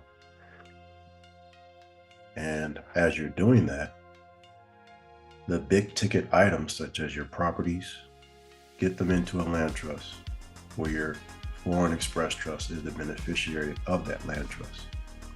Okay. If you have an LLC or corporation, make that the trustee of the land trust. So now you're controlling all of these things, but on paper, you don't own any of it. So the IRS or the state or student loans, whoever, they can't put a lien on the property or anything like that. Okay. Yeah, I do have an LLC and part of a corporation. The LLC is not involved in real estate, and it's like it's a band that created in college, and we're still together. It's a creative outlet, and I've been looking into ways to possibly reclassify that as a tax exempt church, or for literary purposes. Some of the possibilities that you brought to light, and some of the other members are on board with that. So I was considering, well, possibly that could be the trustee of a land trust. Good, but I wouldn't recommend it just because you have other people involved. Right. Okay. I know that they say that they may be okay with it, but people's minds change, and then they may want a piece of the percentages, and you don't want them to have that. Sure. Unless you guys have all come together in the inception to buy a property together, and that's different. But this one is yours. It's been yours since all time. So you want to have an LLC that is made specifically for this purpose. Okay. So yeah, I'll just I'll need to create a new LLC for this. Of course, I've been keeping up with Chad's been very helpful with keeping us up to date with the beneficial owner interest, and how that keeps changing. And I've been kind of betting against, it's actually turned out in the way I thought it would. It keeps going back, and that they've postponed it again. But I guess new entity, I would really have to go ahead and do that. But there's lots to unpack here. But just to summarize, definitely go through the third-party debt collector. But it would have to be under. I would have to just write it on my wife's behalf in her name, because it's her debt. And then if I request a billing statement or statement of account, and it actually has something that resembles a coupon or something that could be turned into a bill of exchange, then I could do that process. But short of that, sounds like the third-party debt collector with the court and satisfaction is the way to go, and then put the properties in a land trust. Correct. Okay. Absolutely. All right. I apologize for being so long-winded, and just thank you very much. Very welcome, man. Thank you for the time. Yes, sir. Thank you. Right. Going to Nig East. How are you? I'm good. Just Good. a little sinus going on, but I'm good besides that. So my question today is, I send my gold cloth like I chatted with you, and one bank did deposit it. I send them accounting of statement. Now, when I did send the checks, I did send them all kind of letters, just informing them about the law, certificate in mail. So I did all that, and then after talking to you, I did send that bank accounting of statement. Now, you said the moment you do the gold cloth and method, you should not pay them, but you told me in the chat that I need to stay in honor. Always stay in honor. Always stay in honor. As long as you've paid up to the minimum monthly amount that they're normally used to getting, you're okay. You're okay. But the gold cloth, I did pay it off. I'm sorry? Say it again. So I said the payment that I send them is to pay it off. And I remember when you start telling us about the gold claw, and after you make that payment, you should not pay them because you paid the whole amount. Well, let me reiterate or clarify.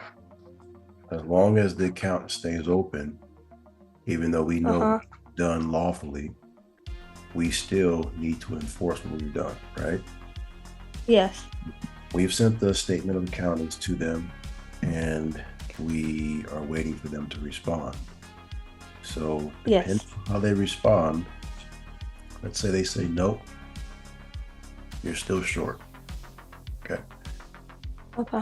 Ready to go ahead and send them a complaint and file that with the court. That would be the next action.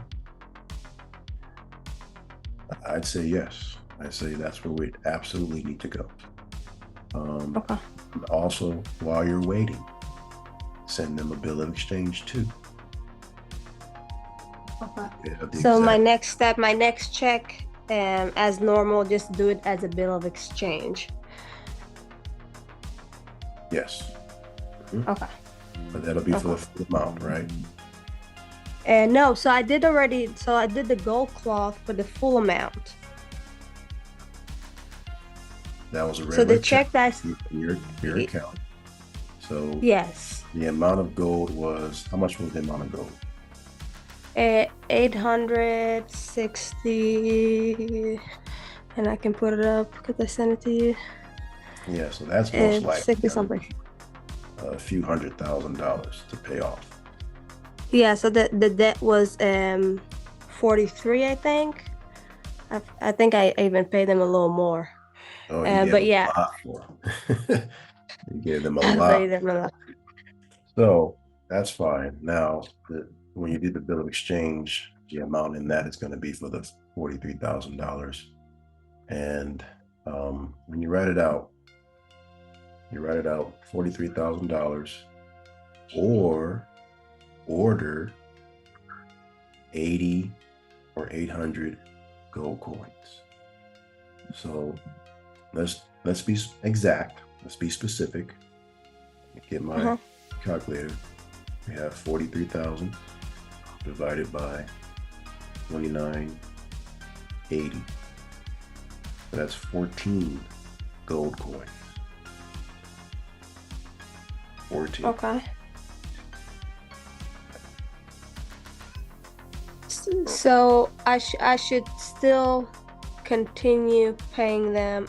So do it again. So because I thought that after sending that check with that demand to pay the whole amount off, I should wait for a response, and if they don't respond after 14 days, I should sue them because they did cash it, but they didn't respect my demand. Right. You're absolutely right. So from here is pretty much to sue. Yes. Is every person that receives these things at the bank going to understand? No, they're not. They're not going to always understand. Some will, depending on which bank you're working with. So we have to always be prepared when using accord and satisfaction, or the gold clause, or the bill of exchange, or a treasury gift. It doesn't matter. Be ready to enforce it if they don't do exactly what the order demands them to do. That's okay. And what do you do if because I did the same thing for my credit card, but I still they didn't cash it and no respond. Now I'm giving them time because I did send them a letter with 14 days. But if they will not respond, what should I do with that? Like, how long should I wait with the creditor? So I sent for Chase, the same idea, and just for my credit cards. So you gave them 14 days. Yes. That 14 days pass, plus or minus 2 or 3 more days. And then you file your complaint. Okay. With Chase. Okay. All right. That's what I would do. That's what we're gonna do. I did send to another credit for my auto loan, and the goal that I have with the letters and what should they do now. Just wait to see if they received it, but just wait for the same idea, because they did get the gold coins, because I had it in the house. I was like, you know what, let me try that too. Yeah, same thing.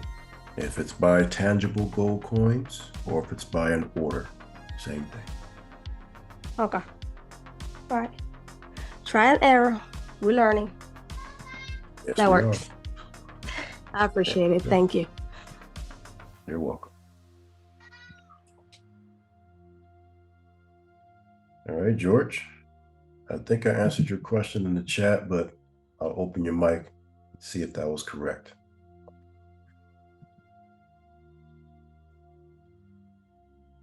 George, okay. All right, I'm going to Terrence. How you doing? Hey, Avery, how you doing?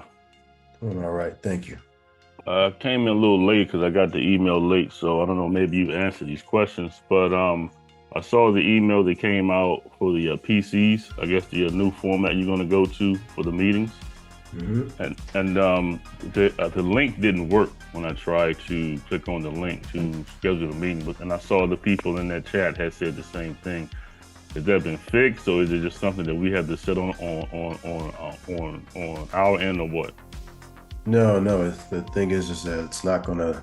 The link is gonna stop when it's full. Okay. As we go into March, first or second week, come back in, same link, and you should be able to book it moving forward. It's not going to allow people to do it 3 months in advance, 4 months in advance like that. Okay, so that link that was part of that email, that was for February or something? No, it's for any month going forward. That link is going to be as is. It's just, again, if it's full right now for March, it's not going to work. Okay. So you're going to come in again first week or second week of March, and then you'll be able to get in for the last weeks. Okay. So you're saying there are no more March slots for you? Correct. Okay, so I guess, is it enough slots for all the PCs, or just first come, first serve, or what? It's first come, first serve. Okay. All right, so in that same email, it stated that the maintenance package, I guess, what is the price for the I guess the standard price? Because I just submitted my maintenance package probably about a week or so ago, and I paid the $4,800. Is it $4,800 or is it $2,500? What is it? Because on the email they were saying $2,500. Right, it's $25, but if you did the $4,800, that will be credited to other services for you. So you're gonna have to pick these 2 services, and it will be credited for you. And there's only one school that's done that, but there's not many of them. Okay, because there was, I wanted to make sure that I had my taxes done, but I guess it was saying I guess the actual price for the taxes wasn't known. I guess it's 30%, you said, of the estimated value. So I guess you all have to wait until you started to do the taxes to quote that, or what? How does that work?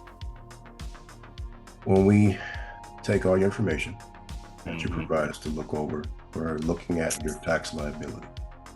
Okay. That's what you would normally have to pay the IRS.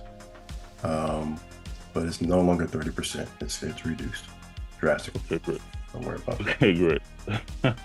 Okay, great. And last couple of things. I turned in the application for the marriage covenant, me and my wife, and on the application I selected that we didn't want to do, that we wanted to do a Zoom call with our preferences, but we still got the questionnaire. So my question is, do we have to answer the questionnaire, or do we have to answer every question on the questionnaire? Because it's pretty detailed, and I was just trying to get some. It is very detailed, and I saw the information, the contract that you guys have put together.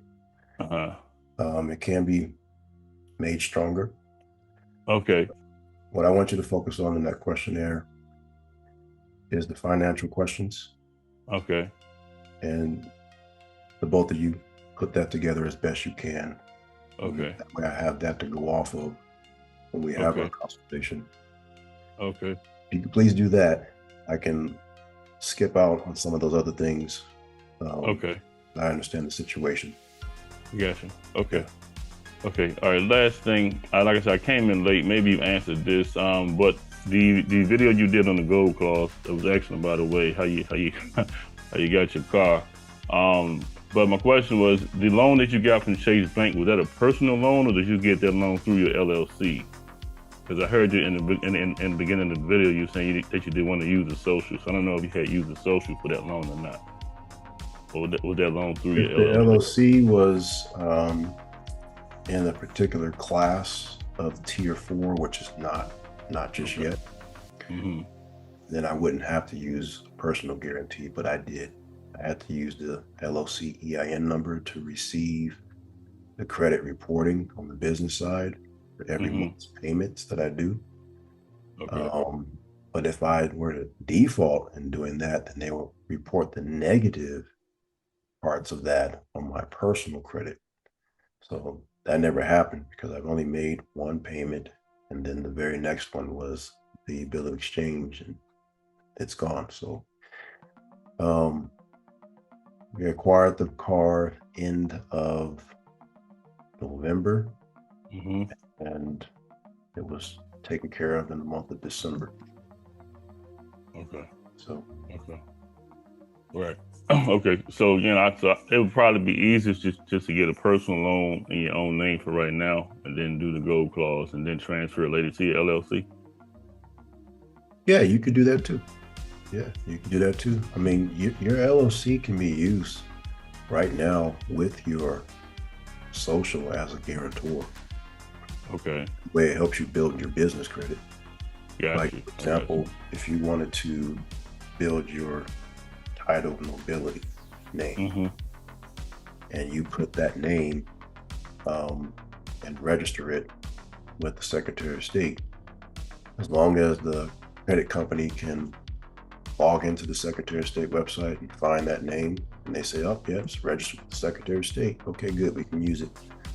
And you have an EIN for it, which is an employee number, then yeah, you can use that to build credit off of, and still give your social security name as the personal guarantor. Okay, great. Last thing, I'm changing my spiritual name. I know Isaiah, he's my rep. In regards to, like, what do I need to do for my paperwork if I'm changing my spiritual name? I know my initial trust is already filed, although something had to be corrected in the filing because the start date of the trust was wrong in the filing, so it was gonna have to be refiled, my non-UCC. But in regards to changing my spiritual name, what do I need to do in regards to my paperwork? It's a good question. Well, since you're doing the maintenance package, in there is the opportunity for us to update your minutes on an annual basis. So you could select that too, in addition to the taxes, and have Isaiah update your minutes so that way that can be reflected in the newspaper. Okay, great. Yeah. Okay. All right. That was it for me. Thanks, Eddie. Appreciate it. And like I said, hopefully I can get in the next private client meeting with you, because I got some more personal stuff to ask you. Yeah. I mean, if not, if you can't get it there, we'll have to work something out, because I'm not going to just let the same people keep on jumping ahead of you guys who haven't had one. So don't worry. Okay. All right. Thanks a lot. All right. No problem. All right, Gerald. How you doing, Gerald? Hey, I'm unmuted. How you doing? I'm well. I had a question in regards to the JPMorgan Chase with the gold clause. I know the sticker was $197 and the gold clause was $97. By having the gold, that was the reason why it was paid that way? Or you traded the TRX in or put a big down payment? I was trying to see. That was the reason? For the TRX? Oh, with the Porsche, I see on the gold clause, it was $97,000. but the sticker price, it was like $197, something like that. Yeah, I traded a card going with that. Oh, okay, that's why. Okay, it makes sense. Okay, I was wondering, it was something else I was missing. Oh, Yeah. thing. So I was doing Navy Federal mortgage, and the same example you did with the Verizon, that's how the account and route number was, straight just like that. And I sent it off Thursday. They received it Friday. It's due on March 1st, but the route number wasn't a route. It was just straight lines, no punctuation. So it would have been better by doing a bill of exchange. I know Navy Federal route number by heart, but it wasn't smart to change and put that route number. Was it fine by putting exactly what they had on, like you did the Verizon, putting exactly like that, or should I have found a route number, which I know it, and put it in replace of that? Or what you think? But I would recommend if your coupon is like mine, like yes, I showed in the JPMorgan one, where they give you the routing symbols. No. Then use that. But if it's not, and it's just one long series of numbers, yes, you will not do a check. You will do a bill of exchange and move those numbers down there to the bill of exchange. Perfect. Got it. Yep. Yes. Got it. And I'll see more of that in the alumni course. Oh, you kind of went over just now. We watch you back over. Because I noticed something too. I noticed from the month before, and for this month, they changed the numbers. You just showed what they changed, and they showed the amount of it. I seen it. Yep. I see the numbers now. It's making sense. They, at the last right-hand corner, they changed the number, which is the amount. Right. Yep. Yes, sir. Yep. Well, that's it. That was my I really appreciate. That was my question right there. Right. The alumni plan is really going to, I think that's going to be my Mona Lisa of the teaching. I'm going to throw everything that I know from foreign teachers that I've gathered over the years and new things that I found in these thick books over here. So that's going to be something that I will leave behind. Can't be teaching forever, but I'm going to throw it all in there. It'll be there for you guys. So, perfect. That being said, that's the time that we have for today. You can send your question directly to me in the website directly. I'll get to it. I'm going to start recording this video for the request that we just got today on how to get the employee identification number and how to use that to start building credit. Let's say we want to put it for your title nobility name. I'm going to start working on that right now. So today will be uploaded this call and that new video. So look out for that. That'll be inside the website as well for everybody here to check out. All right. So with that being said, thank you all for coming in. It was a good Saturday class. I appreciate the questions. I'll see you all next month.